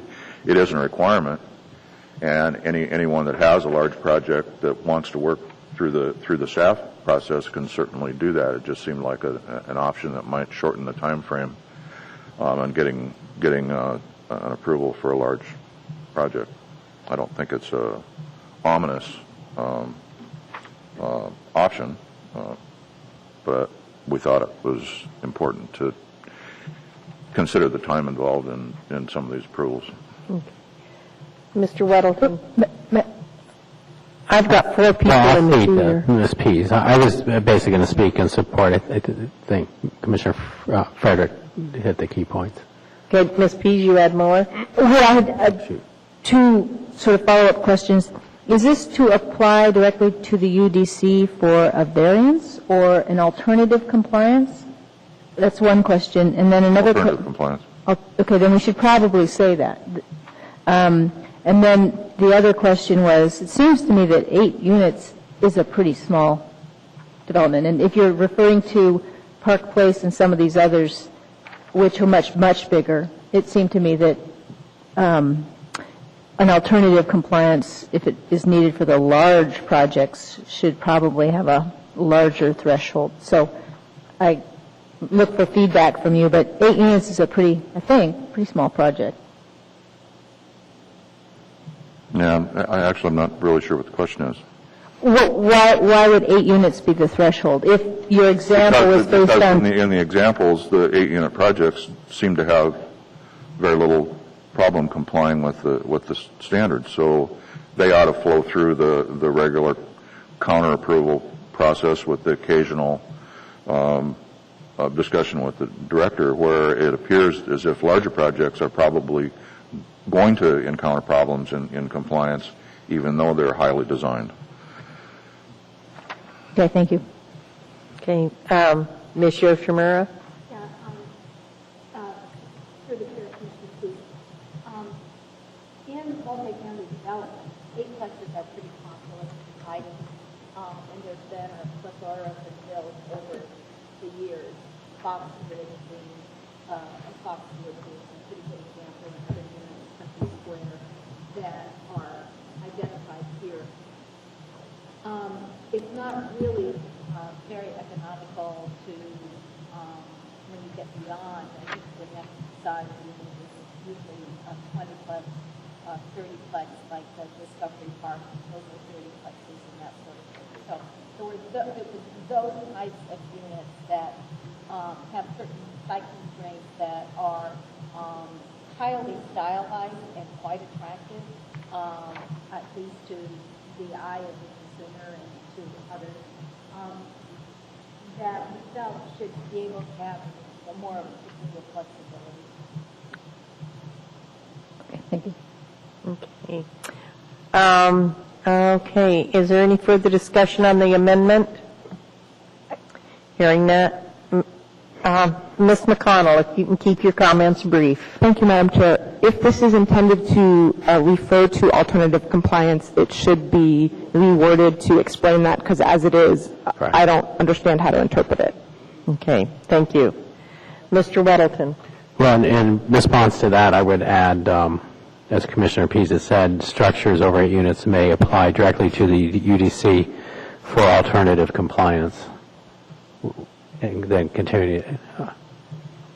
Does that work? Marginally, it looks. Okay. Mr. Frederick, would you that's fine. change your language Yes. accordingly? Yes. I need to make sure the secretary understands.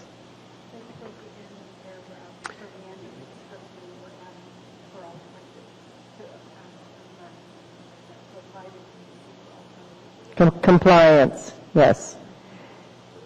Is there any objection to the amendment? Madam Chair? Yes. No objection, but I just wanted to clarify my understanding that this is for structures, you have to have a single building over 8 units or multiple buildings over 8 units, so that if you had 10 fourplexes, you couldn't come in and get the alternative compliance. That's 40 units, but your structure is still only a fourplex. So this is for developments. Okay, I just wanted to clarify that and have that be part of the record. Thank you. Okay, any further amendments? Mr. Frederick? Yes, ma'am. Okay, go ahead. Okay, in Section 4, we were just in Section 2, so we'll drop down. 3 is okay, 4. And this is in line with changes that we made when we talked about townhomes and duplexes. And that is in A, 4A, windows, to take out the first word transparent. And then after windows or, add primary entrance in front of doors.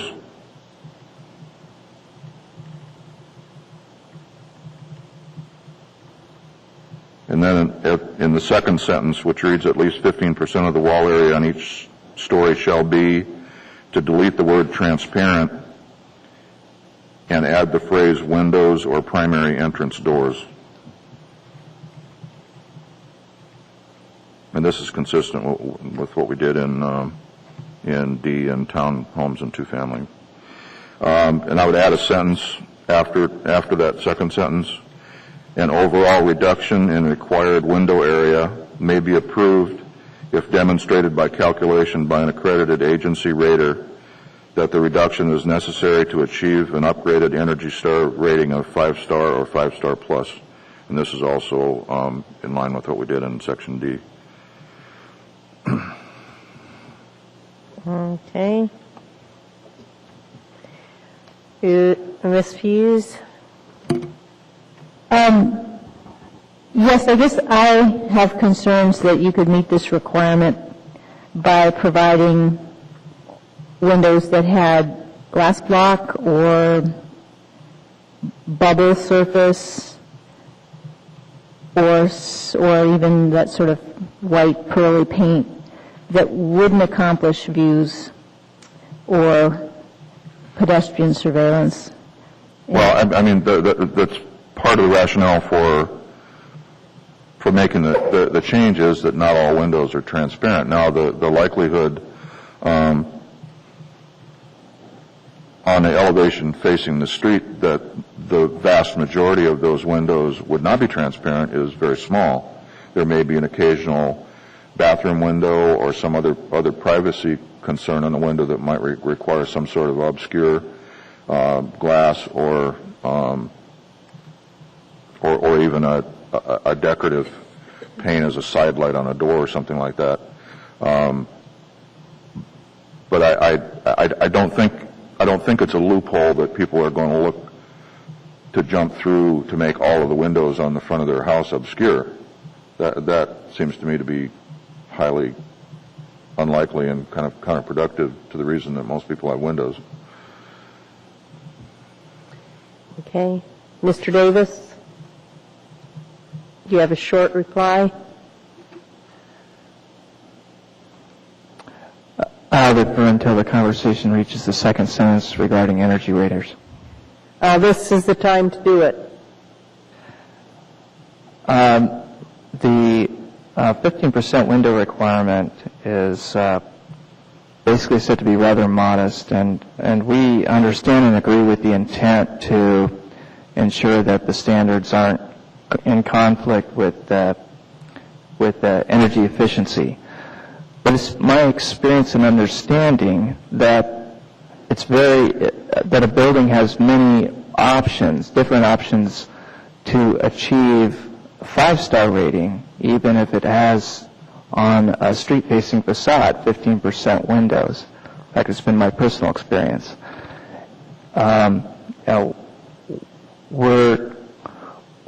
not sure why it would be necessary, but we're interested in learning why. But we're also it's not clear to us how the energy rater or the municipal staff reviewer could judge that it is necessary to reduce the window area on that particular facade, the street-facing facade, in order to achieve a 5-star rating. Wouldn't that be up to the energy rater? I mean, that's what his profession is.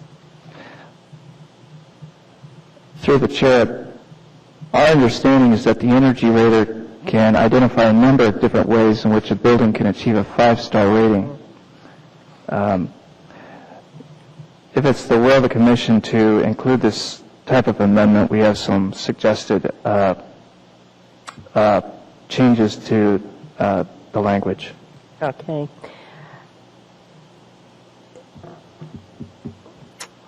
I'd like to hear it. Okay. Well, what we're not going to, another thing we're not going to do tonight is wordsmith. We're going to put our intent on the record. If, wordsmithing is done by the attorneys and the professionals that put these ordinances together. We're going to declare our intent on the record, but we're not going to sit here and do wordsmithing. We need to get done with this tonight. So we're going to declare whatever our intent is and move on. And so it's either going to be up or down with these. By the way, with the issue of the transparent windows, the thought just occurred to me, that's a non-issue. People can keep their drapes shut or their window shades pulled down, and if they don't want people looking in, they're not going to look in. I've got people on my streets that never open their curtains and never would. And so I just think that's a non-issue. And anyway, I have to be quiet. I want to get her done. Is there any objection to the amendment? Yes, Madam Chair. Okay. Then let's use our machines. I just wanted to add that, for example, if you had two solid doors, double doors, solid doors, that might make your 15%, and there might be no visibility, no light on the street. And yes, people do keep their curtains drawn, some people, but a house typically passes through many owners, so having that option to have daylight on the street-facing facade, I think, is important for the life of the building. So, okay, so let's use our machines.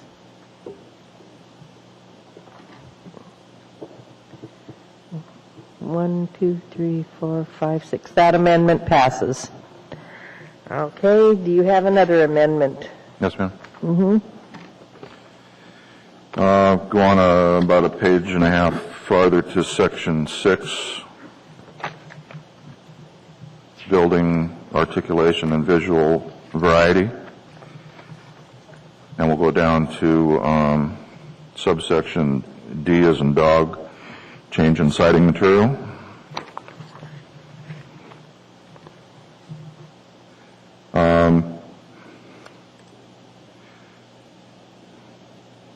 I would add a phrase in the middle of the sentence where it now says use 2 or more primary wall siding materials. I would add a phrase immediately after that, not including concrete or block foundation. And then we'll continue on, comma, or a change of color, and then I would delete the last phrase in the sentence, which now says only if the color change is delineated with trim. So the resulting sentence would read, use 2 or more primary wall siding materials, not including concrete or block foundation or a change of color. Okay. Is there any, Ms. Yoshimura? No. That was prior. I have no objection. Okay. Mr. Wang? Just a question. Is it the intent that the change in color is the equivalent of a different material or that it's not the equivalent? No, not necessarily a different material. Could be the same siding pattern with a different color. Okay. So there are lots of examples of that. In other words, the color is equivalent to a change, not as opposed to excluded. Would you mind reading it? Because it almost sounds like the color, you're ruling out color as an option as opposed to ruling it in.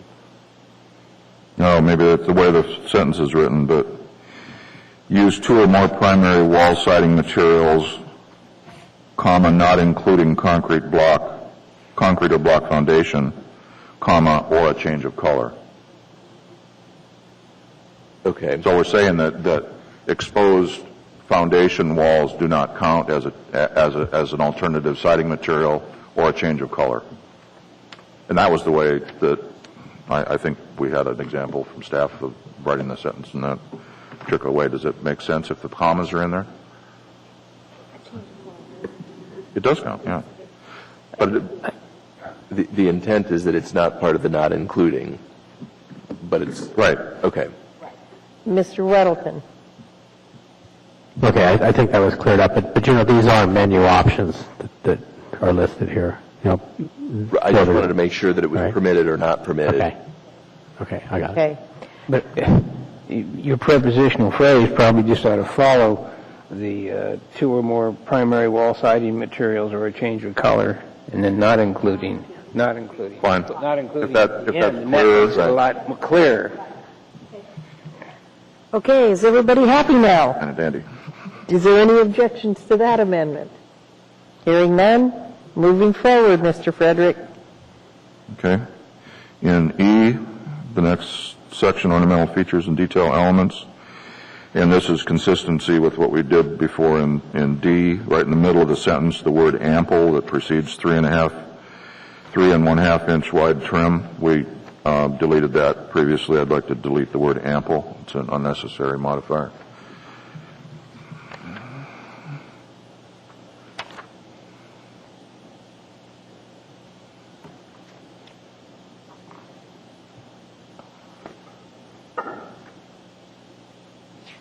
Where was that again? Under E? E, ornamental features and detail elements. I think I've gotten ahead of myself here. I'll look at the It's just the next one after change. Okay, I'm on a big E. Okay, let me see. It's 6E.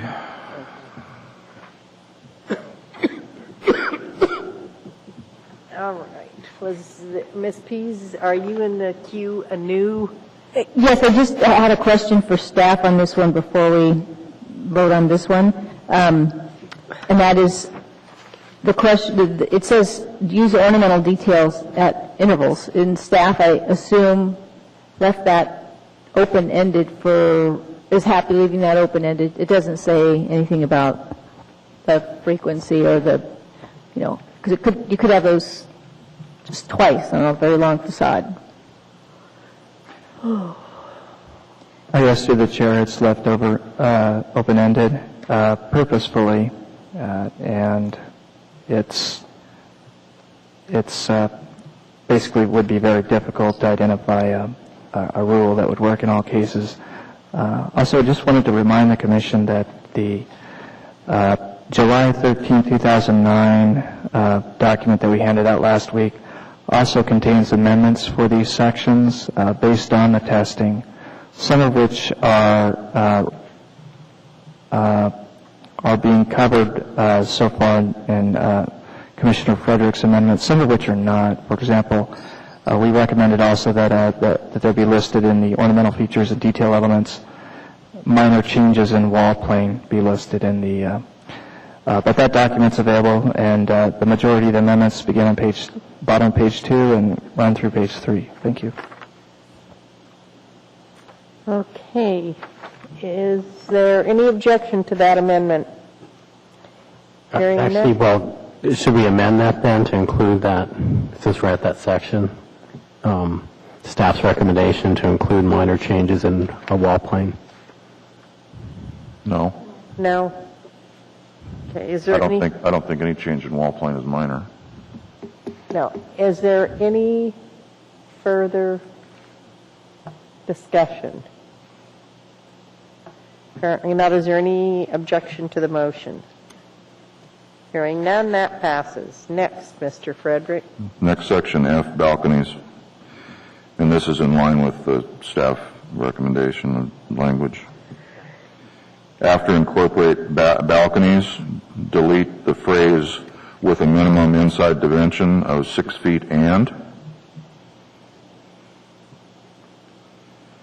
then at least stays in. Delete 48 and substitute 32 in front of square feet. in area. After area, add the phrase "and 8 feet wide."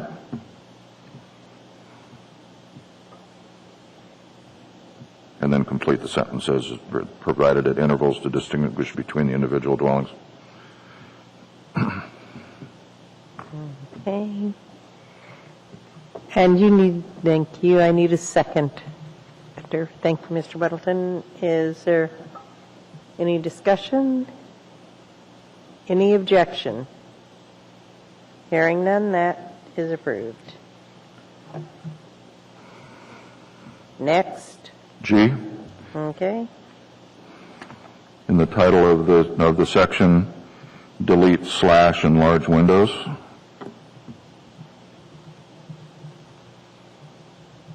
And in the verbiage, delete everything after wall plane, semicolon. And that would be deleting or another type of large window of at least the same size provided intervals to distinguish between the individual dwellings.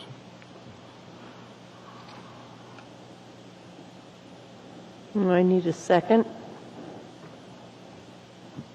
Thank you, Mr. Shimura.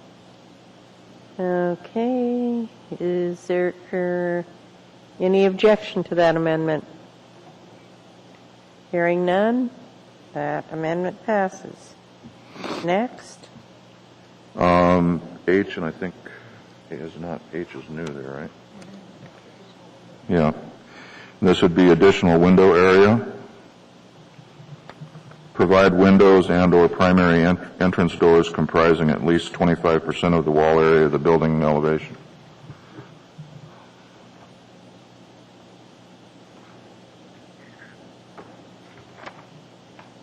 Can you repeat that again so our secretary can be sure to get it? Provide windows and or primary entrance doors comprising at least 25% of the wall area of the building elevation. Okay.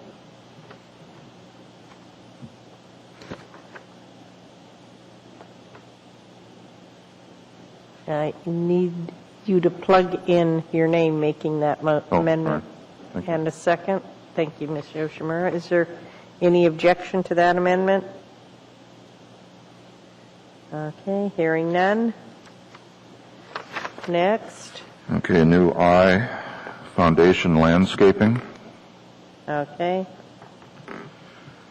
Provide a foundation planting bed with trees averaging 5 feet in height along the foundation wall, a minimum of 15 feet in length, and planted with at least one landscaping unit per linear foot, half of which shall be trees, period.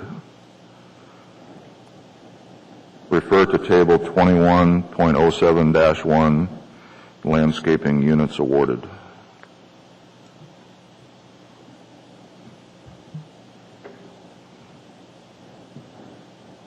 Okay, is there any of Mr. Weddleton? Okay, I had a question for staff on this one. The change, it goes minimum 15 feet in length, and the amendment proposed by staff had minimum 15 feet in width. And width sounded like distance away from the wall and not along the building. Does this meet your intent?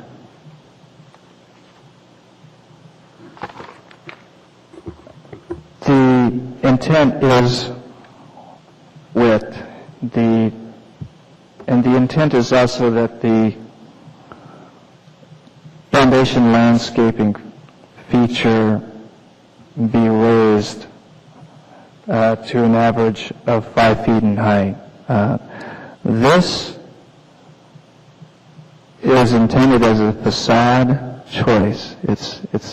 There are landscaping requirements, but this is a new choice, and it's based on testing of examples like Admiral's Cove and photos 6A, B, and 6C, and we've tested it.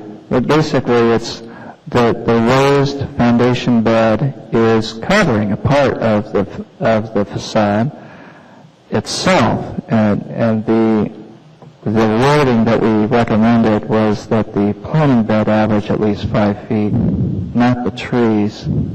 The trees, the game points through a point system in the table, are going to be a minimum of 4 feet in height. Most of them would be higher. Most any tree you buy would be higher. So it's really important that the bed is raised, it's foundation planting that's raised, and that the width be 15 feet. Well, the key here is we changed the word from width to length. That was the only change that Commissioner Frederick made to this, isn't it? It's the second of two changes. The first change was to insert... We eliminated the requirement for a raised planting bed. Right. And I'll explain our rationale. Okay, could you read it again then? I might have missed part. Provide a foundation planting bed, and it doesn't say anything about raised or anything on it. And the reason for that is that not every building can accept a 5-foot raised planting bed. Basically only buildings that have underneath parking can accept a 5-foot raised planting bed. Otherwise, they're going to have living units on the first floor, and you can't pile dirt up against the wall because it would go up into the windows. So it leaves the option for a planting bed for every type of building. If you're going to have a raised foundation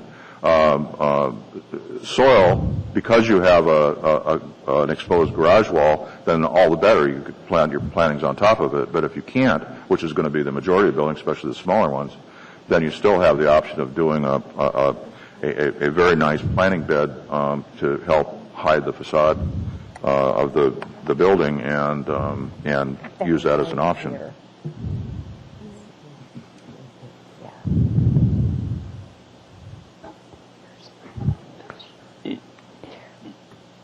Okay, can we focus on just the change in length and width? Because I think that we'll get back to the other. Okay, But I don't think that changed the intent. I think the word width was used, but length is what was meant. That was our understanding. Our interpretation was that 15 feet would be parallel to the building, not out from the building, which wouldn't make any sense at all. If I may jump in, it said along the foundation wall. So I interpreted it as a planting bed that went along the length of the foundation wall. So did we, and then it said width. And I thought, I'm going away from the wall when I see width. So let's clarify that. Mr. Davis, did you intend in your wording to have the bed go along the entire length of the building and to be extending 15 feet out from the facade of the building? Yes, that's correct. For example, the example in photos 6A through 6C show a building facade, the end wall facade facing the street, approximately 70 feet in length. As a staff reviewer, I would review this to mean 15 feet in length. I would review that to mean that the landscaping would only be 15 of that 70 feet. The intent of the proposed new menu item for foundation landscaping is especially for buildings like Admiral's Cove, in which the ground floor, or much of it, the first 6 feet in this case, is a parking foundation wall. A building that could have really used it in your photos would be Chandler's Cove, where the ground floor is, again, not the articulated residential floors, but basically just a blank foundation wall, and it would have really improved that building to provide a raised foundation bed. The floors above it are residential and can offer many other articulation options. There are 11 others on this menu. Okay. Okay, we need to keep moving along here. All right. Let me change this, and maybe it'll address his need.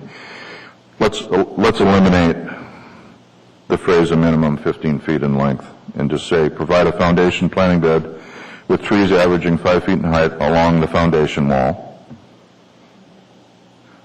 A minimum of 3 feet in depth and planted with at least one landscaping unit per lineal foot, blah, blah. So in order to get credit for this, you need to do the whole foundation wall on the wall that you're trying to get credit for with a planting bed at least 3 feet deep. Okay. Just a minute. I have John Weddleton in the queue first. Well, I think that was all, but so that the message here is along the entire foundation wall. Yeah. Would that be correct? Can we add that then? Yeah. Say the entire foundation wall? Yeah. Okay. Ms. Pease? Madam Chair, 3 feet in depth will not accommodate even the smallest tree that I can think of. Even if you plant it at the outer edge, you're going to have branches striking the wall and you're going to have roots. There should be some width that accommodates trees if that's what we want planted next to the building. 15 feet might be a little wide, but I think, in parking lots, there's a minimum of 8 or 10 feet to allow for the proper root base. And here you have a building on one side, so you've got to have a little room for your branching. So 3 feet will not accommodate trees. We need to have something wider. Okay. Ms. Yoshimura. I think in another section of this, we're recommending 5 feet, and so I think that would be a reasonable compromise. You can get a tree and some shrubs within 5 feet. This is foundation landscaping, and, there are, whatever you call it, tall skinny trees that go up against the building, and I agree that Champion Cove is a good example of foundation landscaping that would, the need for foundation landscaping that would. Is your microphone on? No. But we're dealing with setback requirements and other issues, so I think 5 feet does provide enough room and is adequate for landscaping. Okay. Mr. Isham.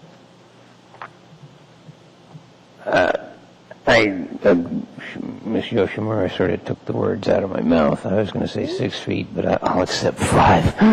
Okay, well, Mr. Frederick, it's your motion. What do you want to do? I'd go for 5. You'll go for 5. Does 5 feet make you happy, Ms. Pease? Not quite, and I'm basing that on the fact that I think 8 feet is a minimum planting bed for trees in parking lots. When we look for staff, and I don't know that any of you are landscape architects, but could staff tell us what the minimum landscaping bed for trees is and any other part of our landscaping code?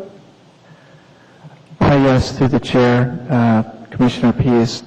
Staff's understanding, and this came through the development of the landscaping ordinance, is that 8 feet was considered a minimum to ensure the survival and health of trees.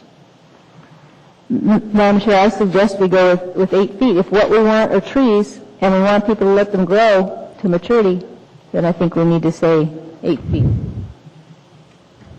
And there are a couple species that are skinny, like Swedish columnar poplars, but the moose eat those.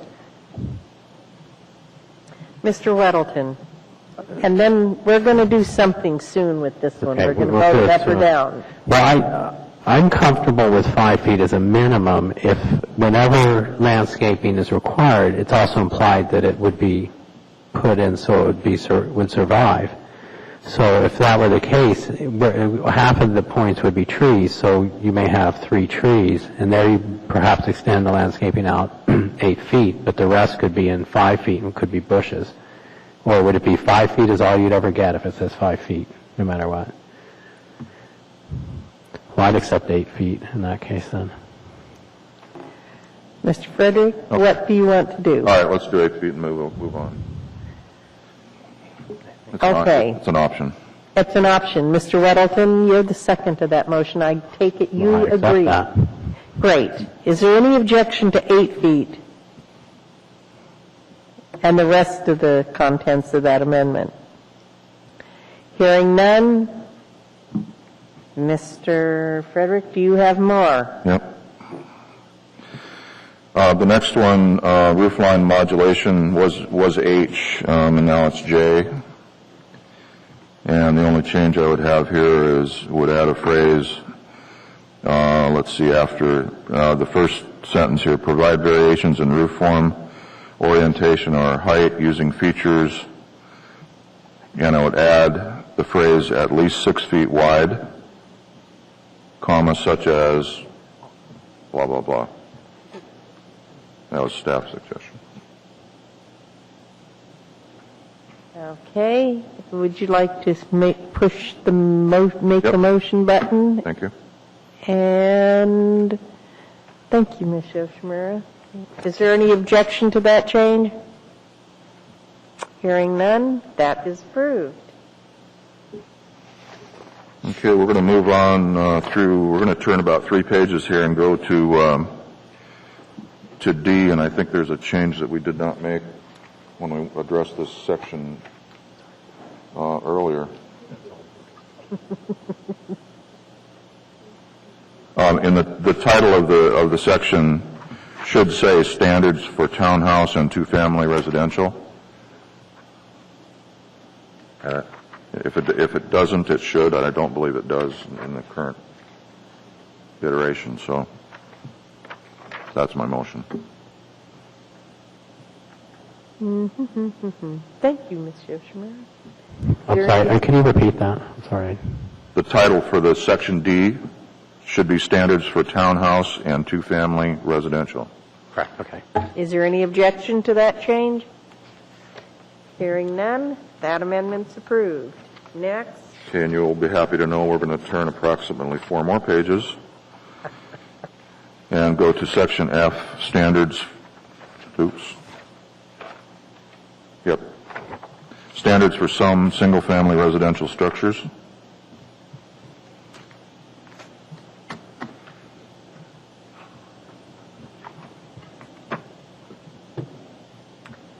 And we'll go down through the table is good.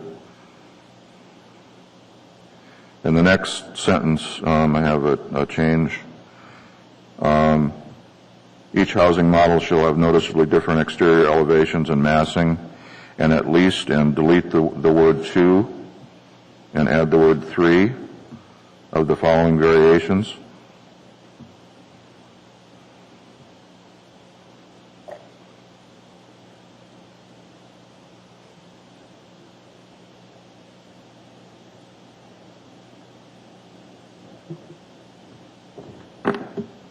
I think this really needs to be done as a whole package here. It's all connected. Yeah.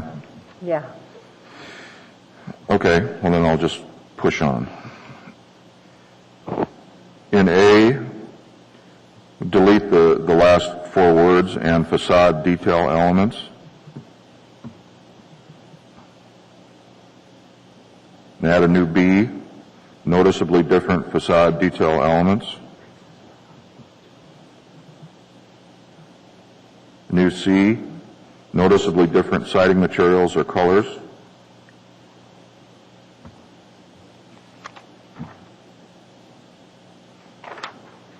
D, which was probably B earlier, but anyway, what is now D, noticeably different placement of the building footprint on the lot, a 4-foot setback differential to the closest front corner of the adjacent facade shall be acceptable. That was one of the elements in here, but now it's D. It was something else before. And I think the same with E, noticeably different garage placement, semicolon or. F is noticeably different roof lines, and those were existing. There's no change there. A new G, enhanced landscaping. A minimum of 3 additional trees, 8-foot deciduous or 6-foot evergreen, minimum 2-inch caliper. Additional to landscaping required in 21.07.080. And H is new, distinctive driveway surface.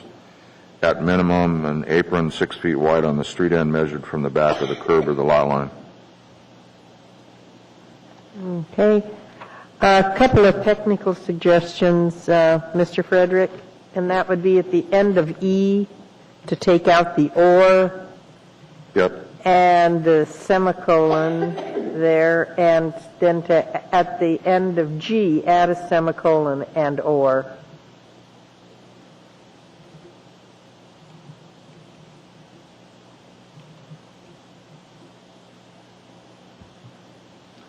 Well. Does that make sense? Well, no? I'm not sure. It seemed to be the convention that was being used in these lists was that each element ended with a semicolon. Okay, well, maybe that can, but... And I don't want to get too hung up on that, but okay. Maybe we're making sausage here, and that's just punctuation that somebody can put in. Okay, we'll just leave it as it is, and they'll clean it up and get the ors in the right Maybe place. other things to talk about here. Somebody shouldn't, you already did. Yes, so is there any objection to those changes? Yes, Madam Chair, I have a question and maybe an objection on H.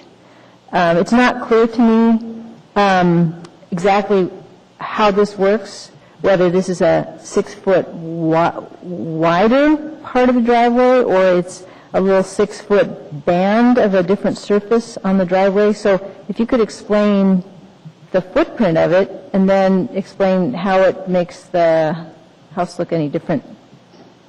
It's a band, and it's closest to the street where it's most easily seen, and it removes the requirement to do what could possibly be fairly expensive decorative driving surface over the whole extent of what could be a long driveway. Okay, Madam Chair, speaking to this last, I think the other elements are fine, but it seems to me that this element wouldn't be visible, often wouldn't be visible in the winter, and if it is a flat driveway, you wouldn't really notice it unless you're right adjacent to it. So in terms of the effect within the development, I can't see that this provides a lot of visual variation. So I'm fine with A through G, but I don't see that H is of the same caliber.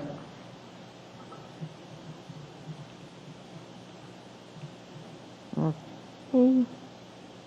So it sounds like there's objections, so you'll need to use, are you objecting to it, Ms. Pease? Yes.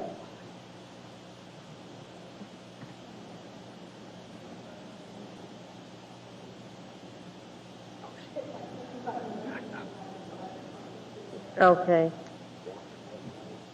Well, I guess I would ask if Mr. Frederick would consider removing that one as not being on a par with the No, others. and in the wintertime, with regard to the landscaping, a lot of the landscaping that loses their leaves, we don't see the benefit of that either, so No, we can I put on think it. it's subjective. Okay.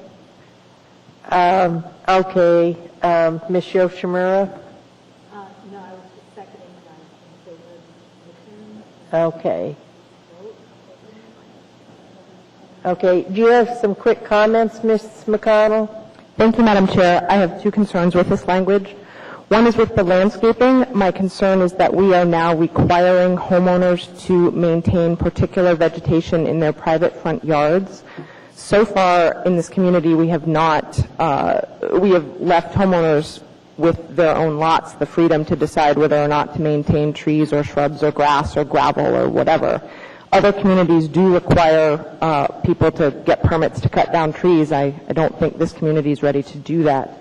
So my concern with this, and there's a similar, no, there isn't a similar provision, but with this choice is that we would be telling a homeowner that they had to put these trees in, or if the developer decided to put the trees in, that the homeowner was unable to take them out. And my second concern is that it seems to me with these choices, you could have a row of L-shaped houses that are different colors and have distinct driveway surfaces, but are otherwise exactly the same, which really doesn't get to the intent of this section. But having got this language just several hours ago, we really haven't had the chance to test the impacts. Okay, thank you. Thanks, Mr. Weddleton. My understanding is that there is a requirement of 3 trees per lot and 1 in the front yard, or don't we have that already? There's a requirement for either the subdivider or the developer to put those in, but there's not a requirement for the homeowner to maintain them. So the intent is that they'll be provided, and most of them will be retained, just because many of us, like having a tree in our yard, but there will be no penalties for the property owner to remove those. And why would this be different in this case then? That's in the subdivision section. Well, it's referenced in the subdivision section. It's actually in the landscaping section. And this is a requirement for a structure on a lot. Okay. But currently, I've built single-family homes on R3 lots in Mountain View, and because they're multifamily lots, you have to do visual enhancement landscaping, which I assume has to be maintained because it's required by code. Is that correct? Landscaping that's along lot edges, yes, often has to be maintained. But it's not.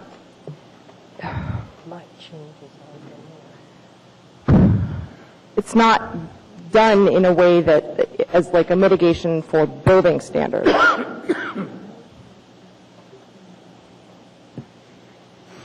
Well, it seems like the standards are through some of these options are putting burden on homeowner to maintain all kinds of stuff, like columns and shutters and all kinds of other design elements. Okay, Ms. Yoshimura? I think we can alleviate staff's concerns by using Southport as an example, which has a master homeowners association, and through the homeowners association, they are required to maintain their landscaping, and I think that's an excellent solution for the maintenance of landscaping. If part of this burden needs to fall onto a homeowners association and not just the individual, and almost all subdivisions should or are or should have a homeowners association that can regulate landscaping.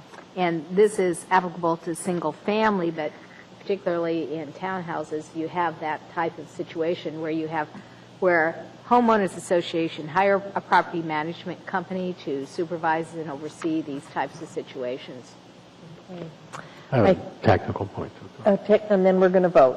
Okay. On the wording on here, and you have this in front of you? I do. Okay. Yep. Where it says this is additional to landscaping required in 2107.080. The intent there is that it refer to that, I think, the subdivision section then. So is that the wrong? That'd be Chapter 8 somewhere. Is that correct? It refers to the landscaping section, Right. which is a requirement of the subdivision process.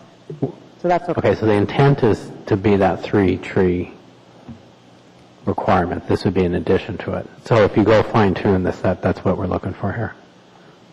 Thanks. Okay. I take it we're ready to vote, so use your voting machines. That passes with Ms. Pease objecting.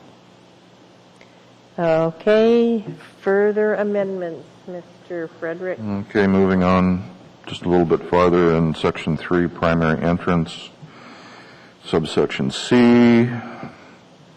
I'd add a sentence at the end that just is more specific about what hard surfaces may be.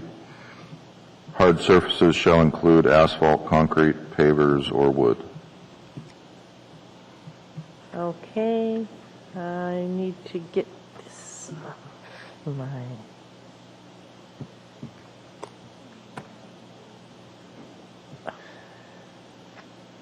All right, and I need a second. I need a motion maker to push a button.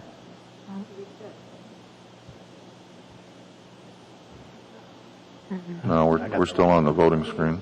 Oh, I had to reset mine. Just push on the floor.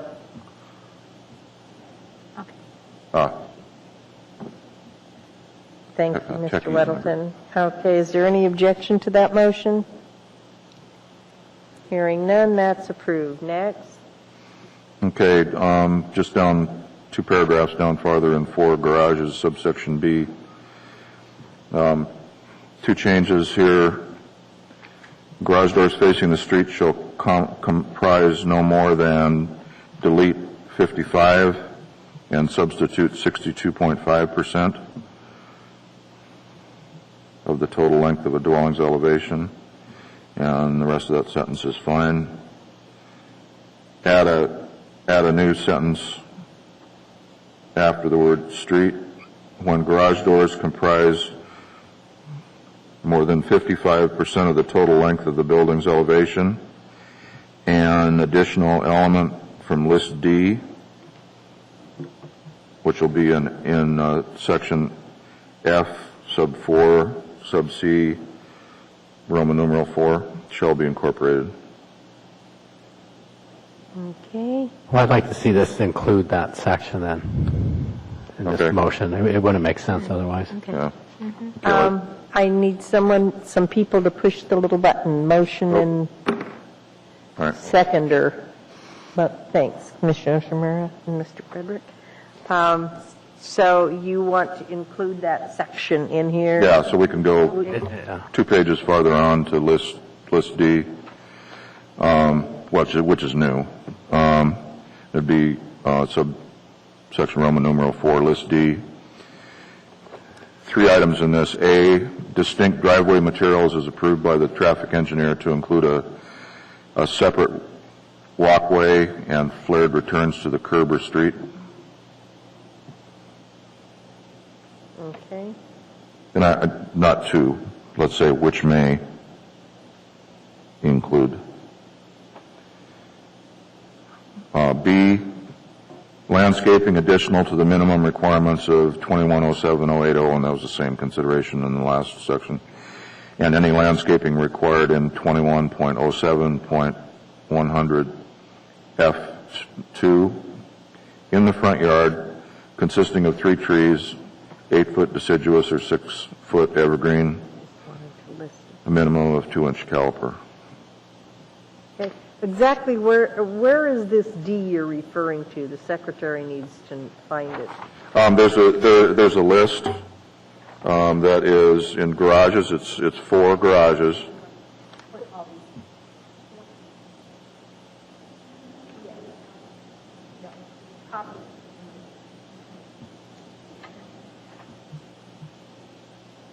And then we have the section C in list D. I'm sorry. Which is an additional dormer oriented to the street.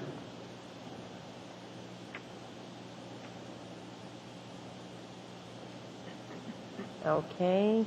Anyway, we have that motion on the floor. Is there any objection to it? Okay. You said at one point you mentioned with the name. No. It'd be an A. Distinct driveway materials is approved by the traffic engineer, which may include. I have the word to in there, and I don't think that's what I want to say. Which may include a separate walkway, blah, blah.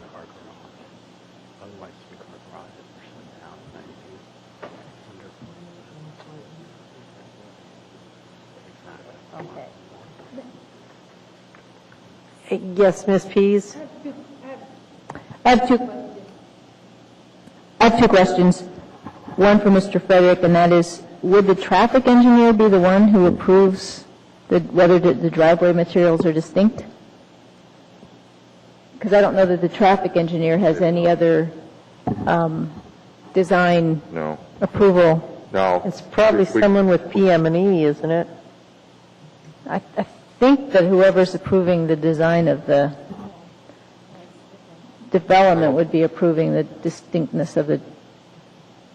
No, this is single family, so it isn't. Traffic engineer doesn't normally get involved in single family. You're right. The plan reviewers? Yeah. Okay. All right. And then the other question is for staff.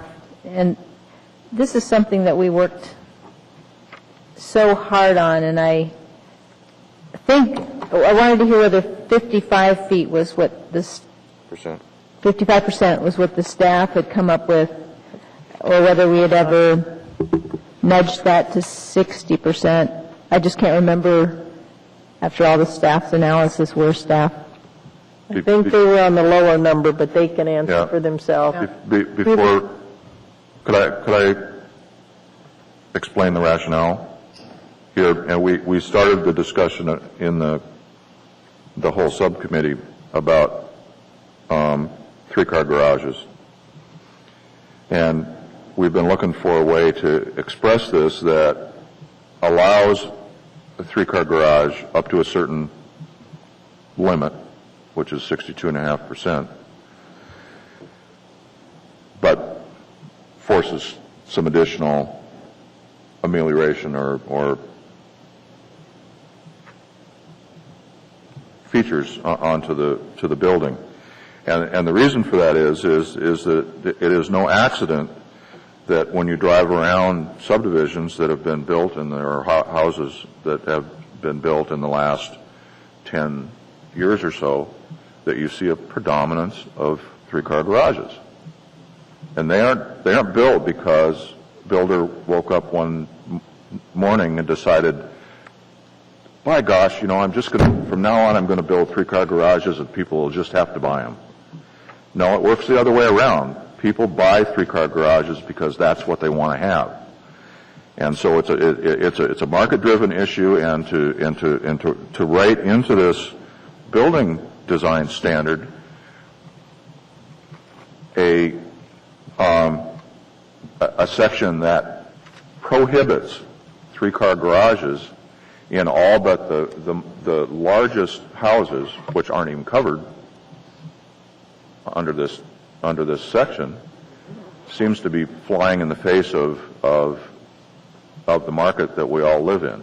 And so in exchange for the ability to have a three-car garage on a house that's 40 feet wide or wider, we've imposed some additional options on that choice, free will choice.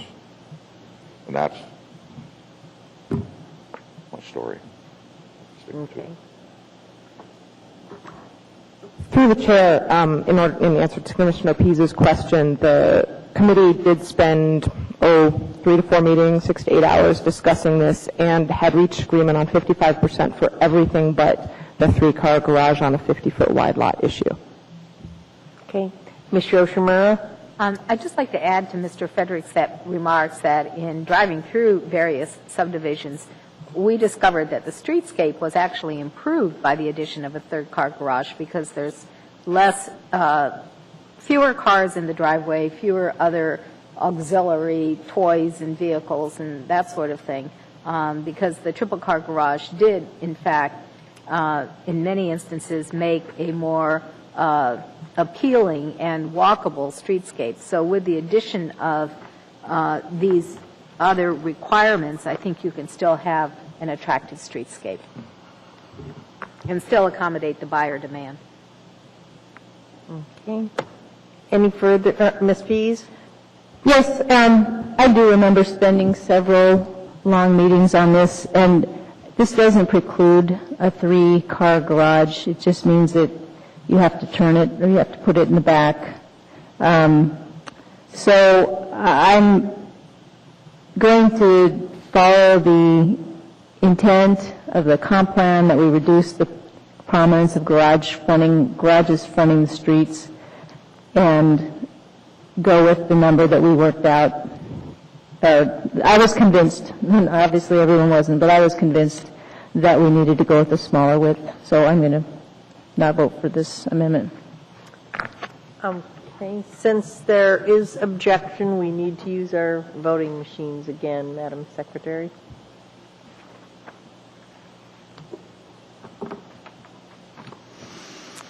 Okay, that amendment is approved with Ms. Pease objecting. Okay.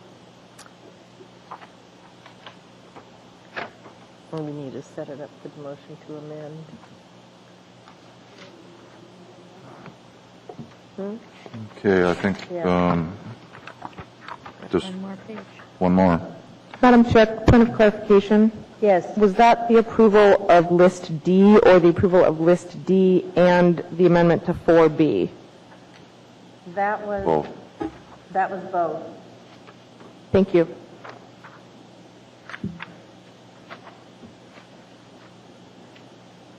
Okay, your last one. Okay, section 5, which is the next section, windows.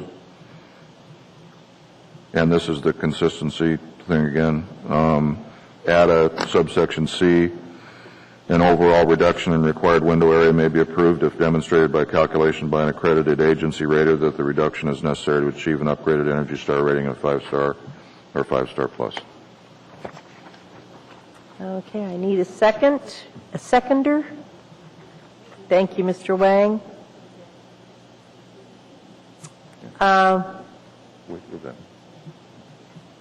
Is there any objection to this amendment?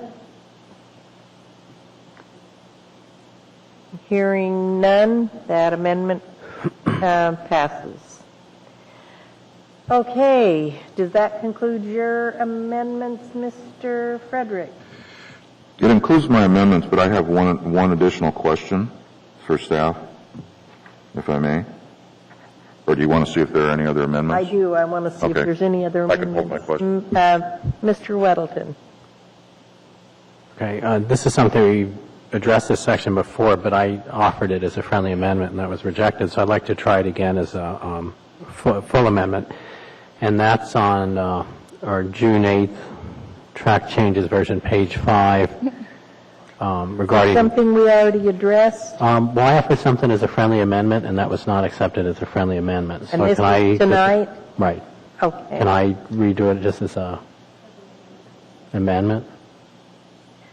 If it's substantially different, I will entertain it.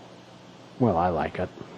Well, offer it and I'll This is, decide. Section on ornamental features and detail elements, and we made a couple changes, and one was we did not include staff's recommendation to include minor changes in wall plane. And I think we addressed that. well, that was I offered it, and it was rejected by the Yes. motion maker, but it wasn't fully vetted.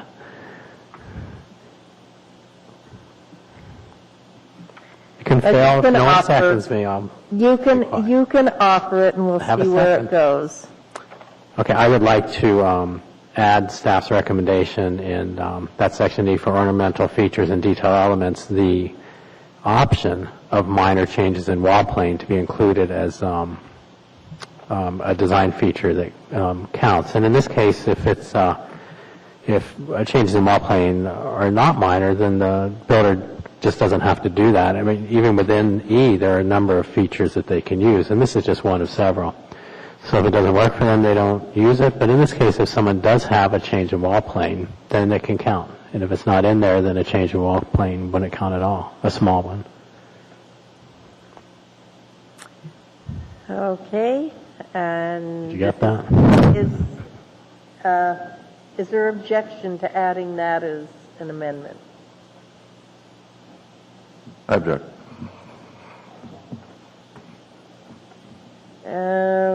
We have objections, so we need to use our voting machines.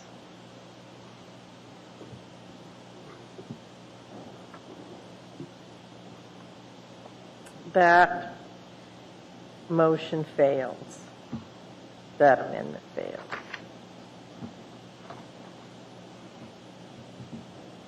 So we're back to the main motion.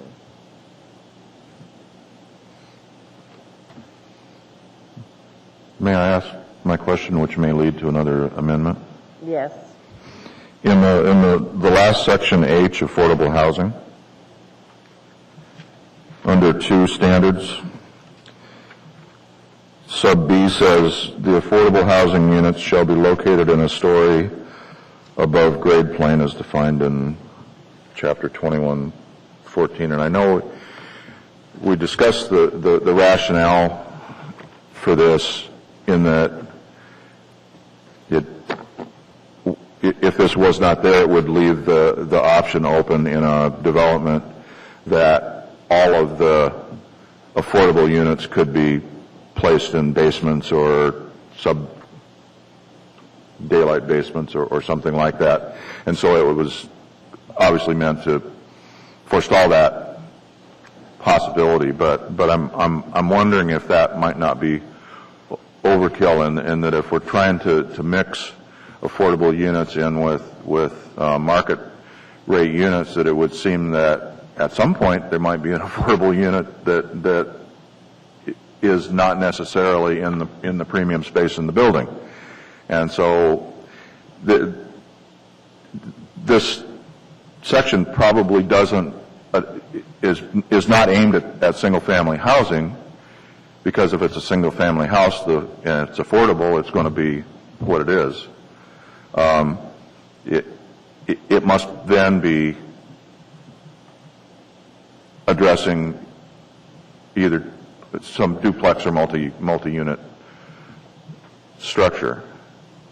And so I'm wondering if there's a way to do this where it leaves that it isn't quite so cut and dried that it can't ever be in a story below grade plane. Okay. Ms. Yoshimura? A good example of what Jim is talking about is a tri-level plan. For example, a tri-level plan has a main floor on the ground level and has go down a half a story, and you have like a rec room or an additional bedroom, and then you go up from the main level another half a flight of stairs, and so it's a tri-level design, and they're really pretty economical to build. Buyers like them; they're really quite attractive. I personally have had experience where you would build duplexes when you put two small tri-levels together. This would preclude that type of design. So if there was a way that this could be amended, I think it would be create more opportunities. You don't want to exclude any opportunity. Ms. Pease points out that C gets us sort of in that direction and says that affordable housing units shall be intermingled with other dwelling units in the development, and that's clearly the intent, and it's a good intent, is that you don't want to put a red flashing light on the affordable units in the development. You want them to look as much like other units in the development as you possibly can, and that ought to be our intent with B. Now maybe C says that B isn't necessary. I'm not really sure. And I'm not sure how much of a risk it is that we don't have B at all, but I guess I ask for your input on that. Okay. Ms. Pease? Mr. Frederick covered it. I think that 2C begins to get there, and I don't know if there's some simple language that could be added. I can't think of any simple language that says you have to intermingle the levels as well as the other locations. Maybe C is okay, or we like staff's reaction. Okay. We've got one more commissioner I want to get their input from first. Mr. Isham? I thought we dealt with that by adding something in one of our meetings to B. It basically added a second portion of it after 21.14. It said, except that the finished surface of the floor above the affordable housing unit shall be a minimum of 4 feet above grade. And then we had a lot of quarreling about whether it should be 4 feet or 6 feet or however. But we basically said, look, you can have people living over this basement thing, but it has to be so far above grade. So in other words, you can't have truly a basement apartment with little portholes looking out. It's got to be at least 4 feet of it exposed. And it doesn't prohibit. I mean, they can be on the floor above it, or they can be below it. It's got to be 4 feet. Works for me. That works. Yeah. Mr. Davis? Yes, through the Chair, the amendment that Commissioner Isham speaks of is in the second page of the one-page memorandum handed out to the Commission on June 8. If you don't have a copy, I have extras. And that is the staff's recommendation that item 2B be amended so that the sentence continues, except that the finished surface of the floor above the affordable housing unit shall be a minimum of 4 feet above grade, which creates a more lenient version, and which was what was discussed at the subcommittee meeting. The importance is that this covers only those affordable housing units that the applicant is proposing to use towards a bonus as an incentive item. It's not a required, none of this is required for all affordable housing units. Only where the applicant is proposing to get a zoning bonus above the by right allowed floor area or a parking reduction. Okay, so let's move this along, and I'll make an amendment to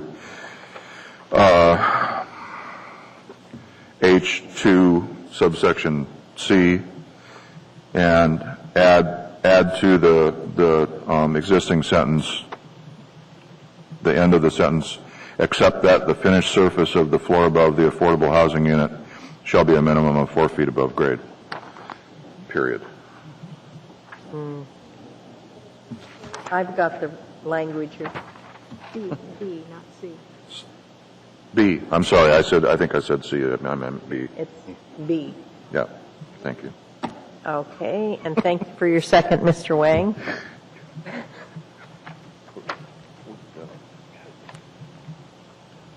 All right. Is there any objection to the proposed amendment?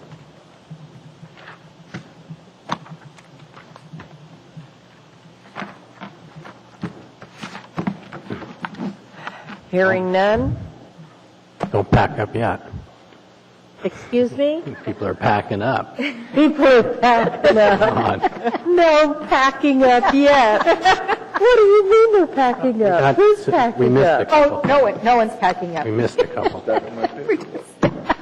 I think we're being a little hasty. Okay, now we have a many times amended motion. Do we have anything else we need to do to this, Mr. Weddleton? I believe we missed a recommended change from staff, and that is on page 5 of the June 8th track changes version, lines 21 and 22, part C. May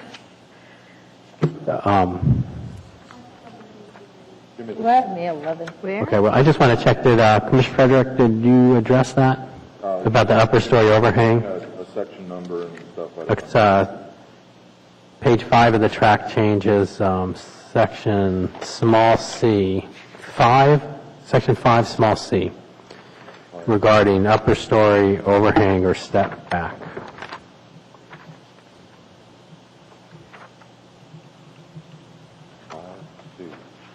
It's on page 5. See it. Of the old one, not yours. How about the new I don't know what one? we're looking at. I don't, tell us what the new Oh, one there we was. are. The new one. 6C, 6C. upper story overhang or setback. And staff had Well, it's on page 5. given more flexibility in addition to that. And what was that? At the, at the end of the sentence, adding or 2 feet if accentuated by a change in siding or the facade is only 2 stories in height. Okay. You want to go ahead and make that? I made that motion to make that change. And somebody could second it. Thank you, Mr. Frederick. Okay. Is there any objection? Hearing none? That is approved. And then I have a question that may lead to a motion. Sure. Okay, and this is for staff on that same page, section B about wall modulation. I don't understand this in the slightest. I drew pictures and did the math and come up with huge 15-foot things sticking out for quarter of the width of the building, and so I don't know if I fully understand the intent, and I'd ask you to, so I don't know if I'll provide wording, I'd just say, draw a few pictures for yourself. Use this math, draw some pictures, and see if it works. Maybe it does. Could be me. Oh, ask one of your kids to help you.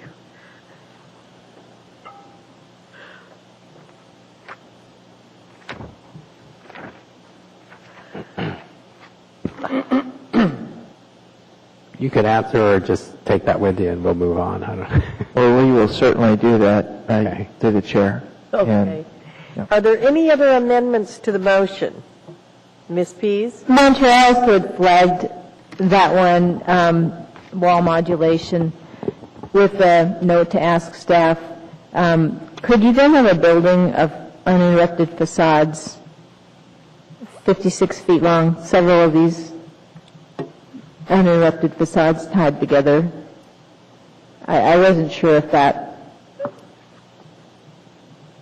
could happen, but it seemed to me it could. You could just have 56 feet stepped forward or stepped back, repeated for however. I guess here's the other part of the question. Is there any what total length of building limit did we come up with?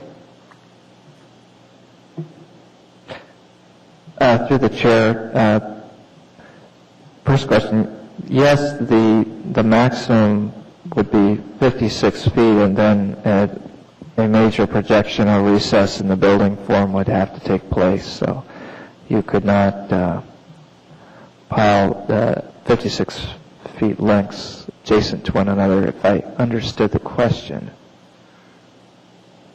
Okay, and then what limit did we come up with on the total length of the building, or did we not? As proposed, there's no maximum total length in the building. Did we not discuss that at some point? I thought we had 120 or some other length. I don't recall talking about townhouses. maximum length. Oh, townhouses, okay. Actually, And they have, I mean, there's just a common standard for townhouses as far as the number of units.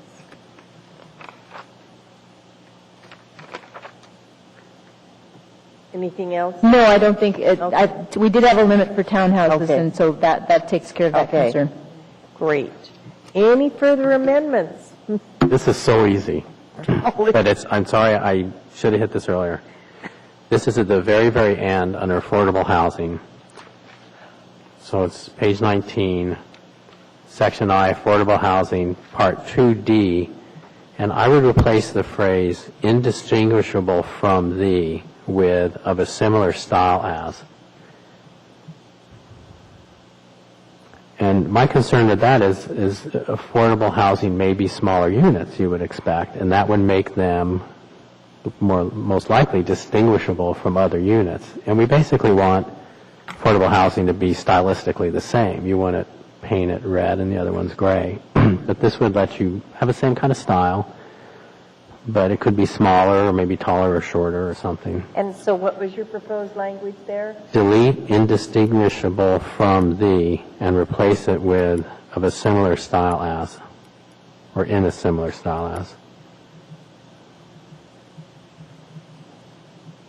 Is there a second to that proposed amendment? Thank you, Ms. Keys. Is there any objection? Hearing none, that is approved. Anything else, my colleagues? Sitting on my hands.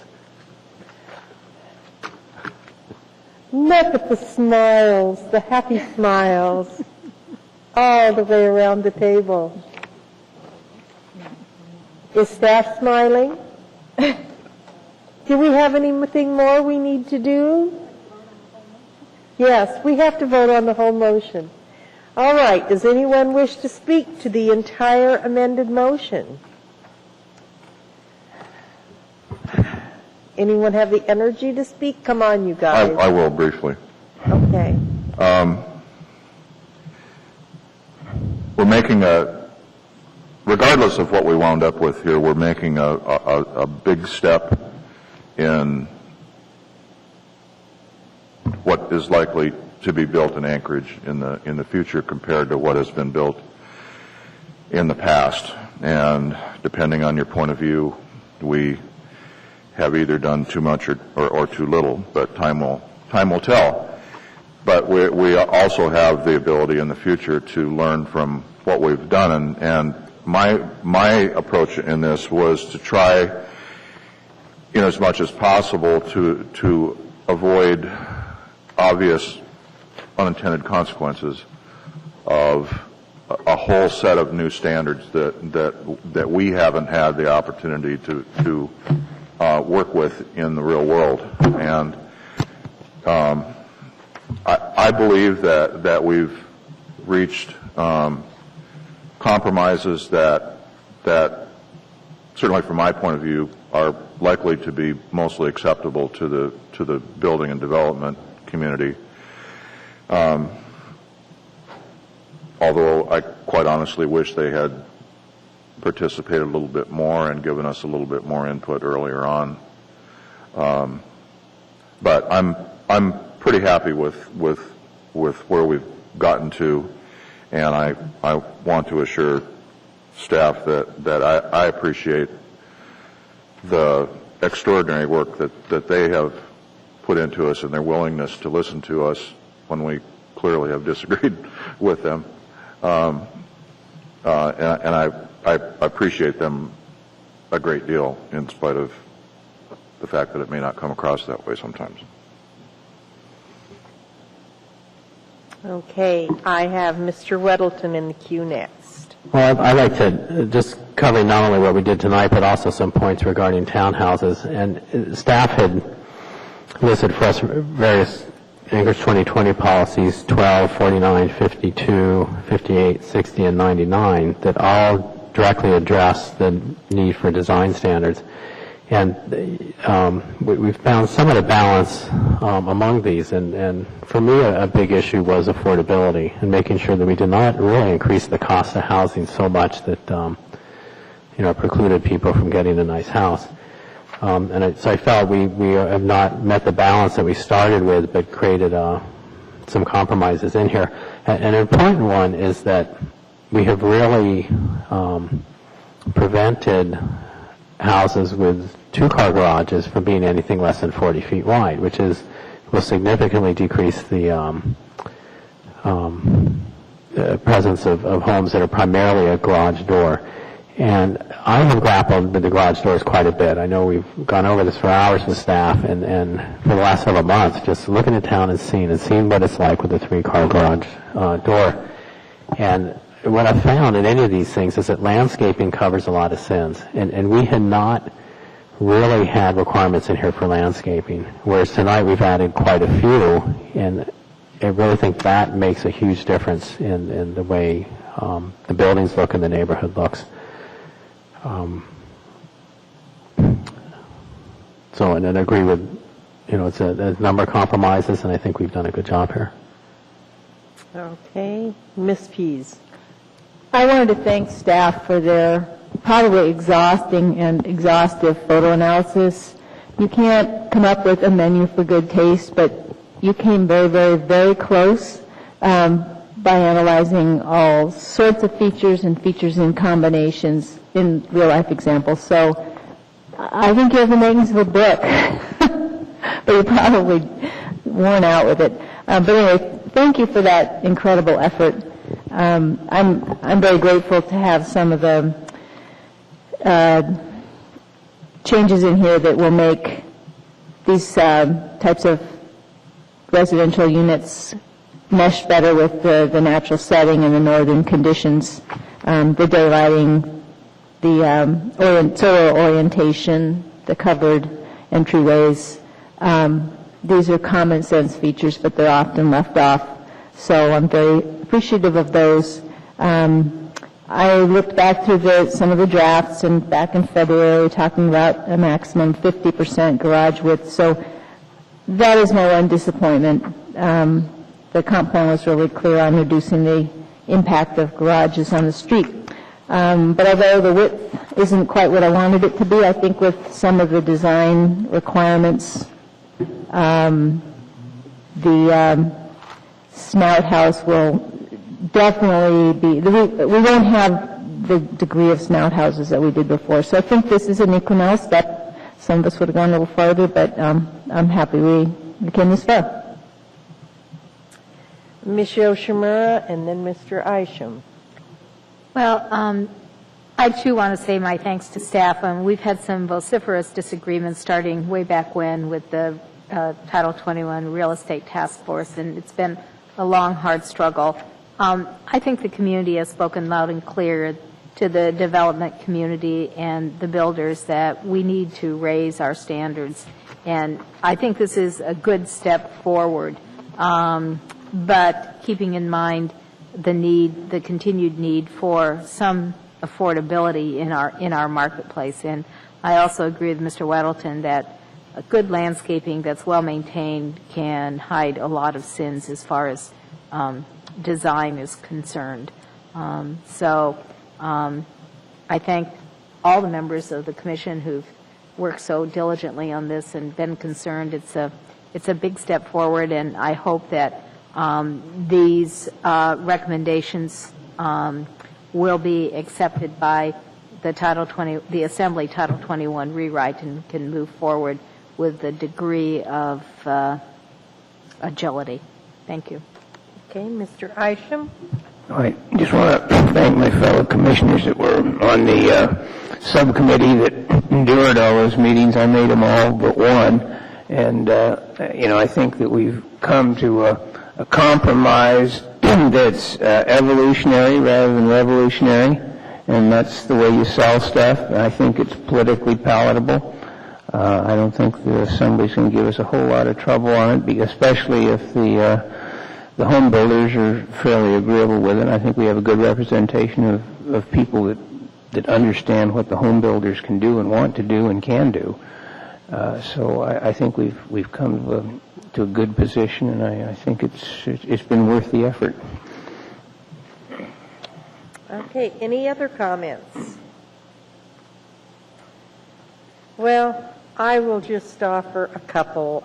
First of all, I want to thank all of my colleagues on the commission for your hard work, particularly those of you that were on the committee that worked so diligently and spent many, many hours on this. And Mr. Frederick, I want to thank you particularly for your work in bringing forward all of the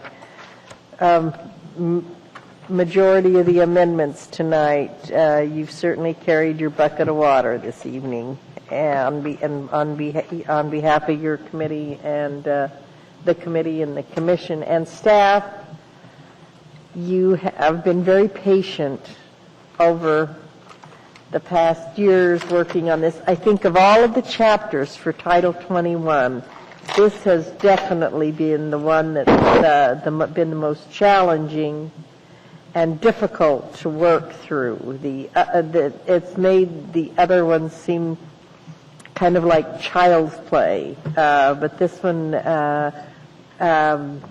was really kind of where the rubber hit the road.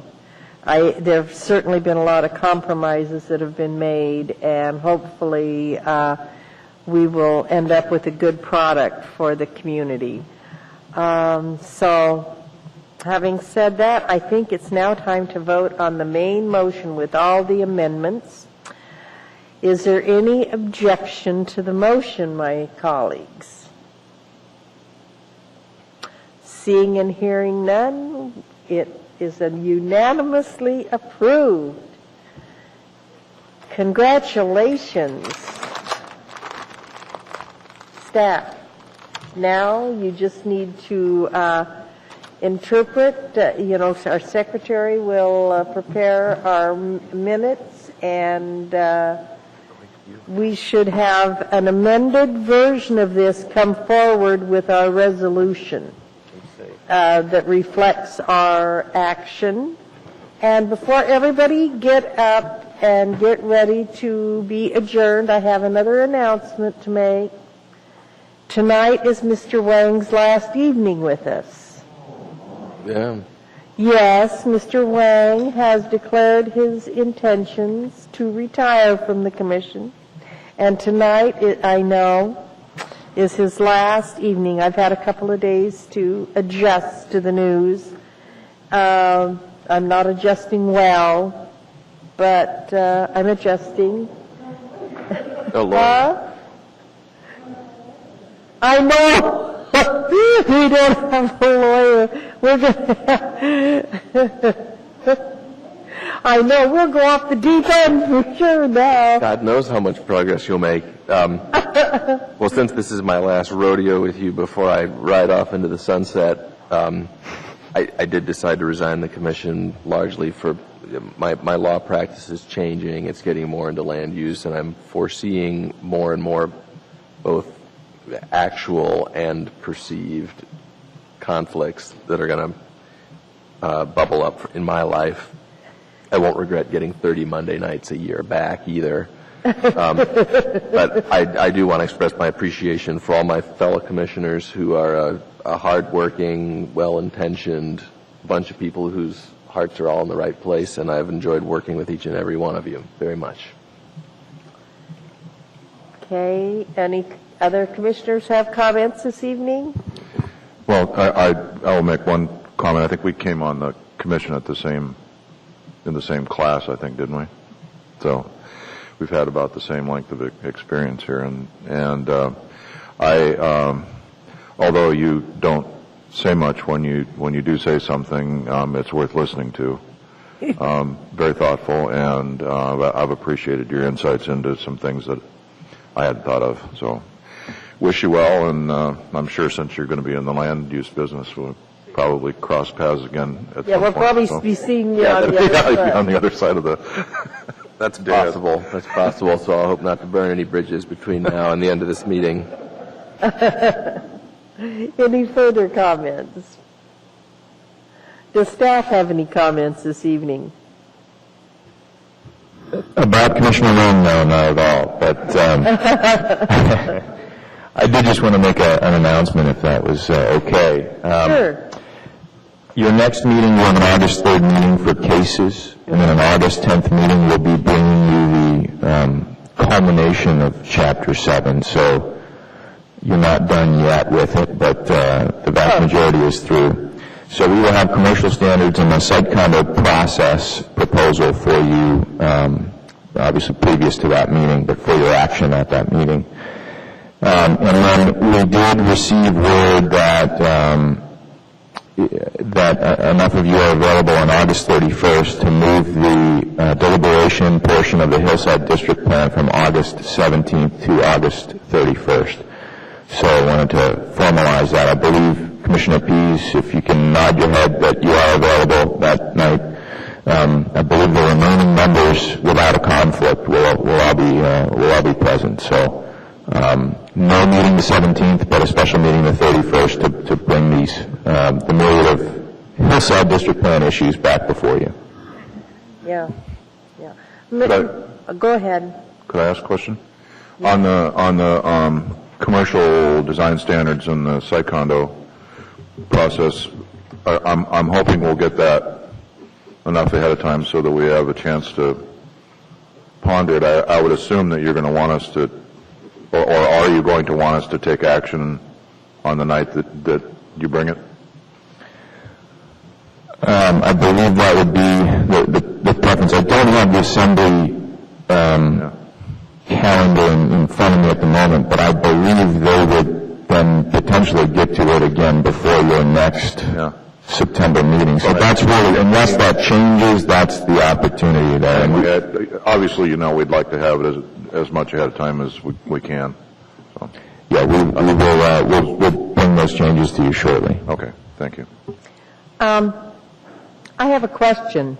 Since we had postponed the Hillside District Plan to a date certain on August 17th, how are we logistically going to handle the postponement if we don't have a meeting on the 17th? My understanding is that the notice requirements are different when the public hearing is closed, and that the meeting will be canceled and moved to the next available time. That you can call a meeting at your choosing. Okay, and so you will get that cancellation out soon enough so people know? Yes, the consultants are very closely in touch with the Citizen Advisory Committee, and we will post it on our website, obviously, and try to get a hold of the folks folks that have submitted comments. Okay, because we really don't want the public coming out on August 17th. No, I mean, we'll do our best to notify folks that will be interested in sitting in. Okay, and then we'll have a meeting with just that item on the agenda for the August 31st. I think you'll have plenty. Okay, and no sneaking other things on the agenda. Well, that won't be coming from us. That'll be coming from our, AMAT's friends or CASE friends. So that'll be up to you to guide that date. Yeah, well, you just, somebody take the word back and tell them the wicked witch has spoken. And the nag will be right behind her. That agenda is strictly for Hillside District Plan that night. Okay. That means we don't have anything on the 17th. No. Okay. 17th, you get to stay home. And we may have a couple of new commissioners by that August 31st meeting.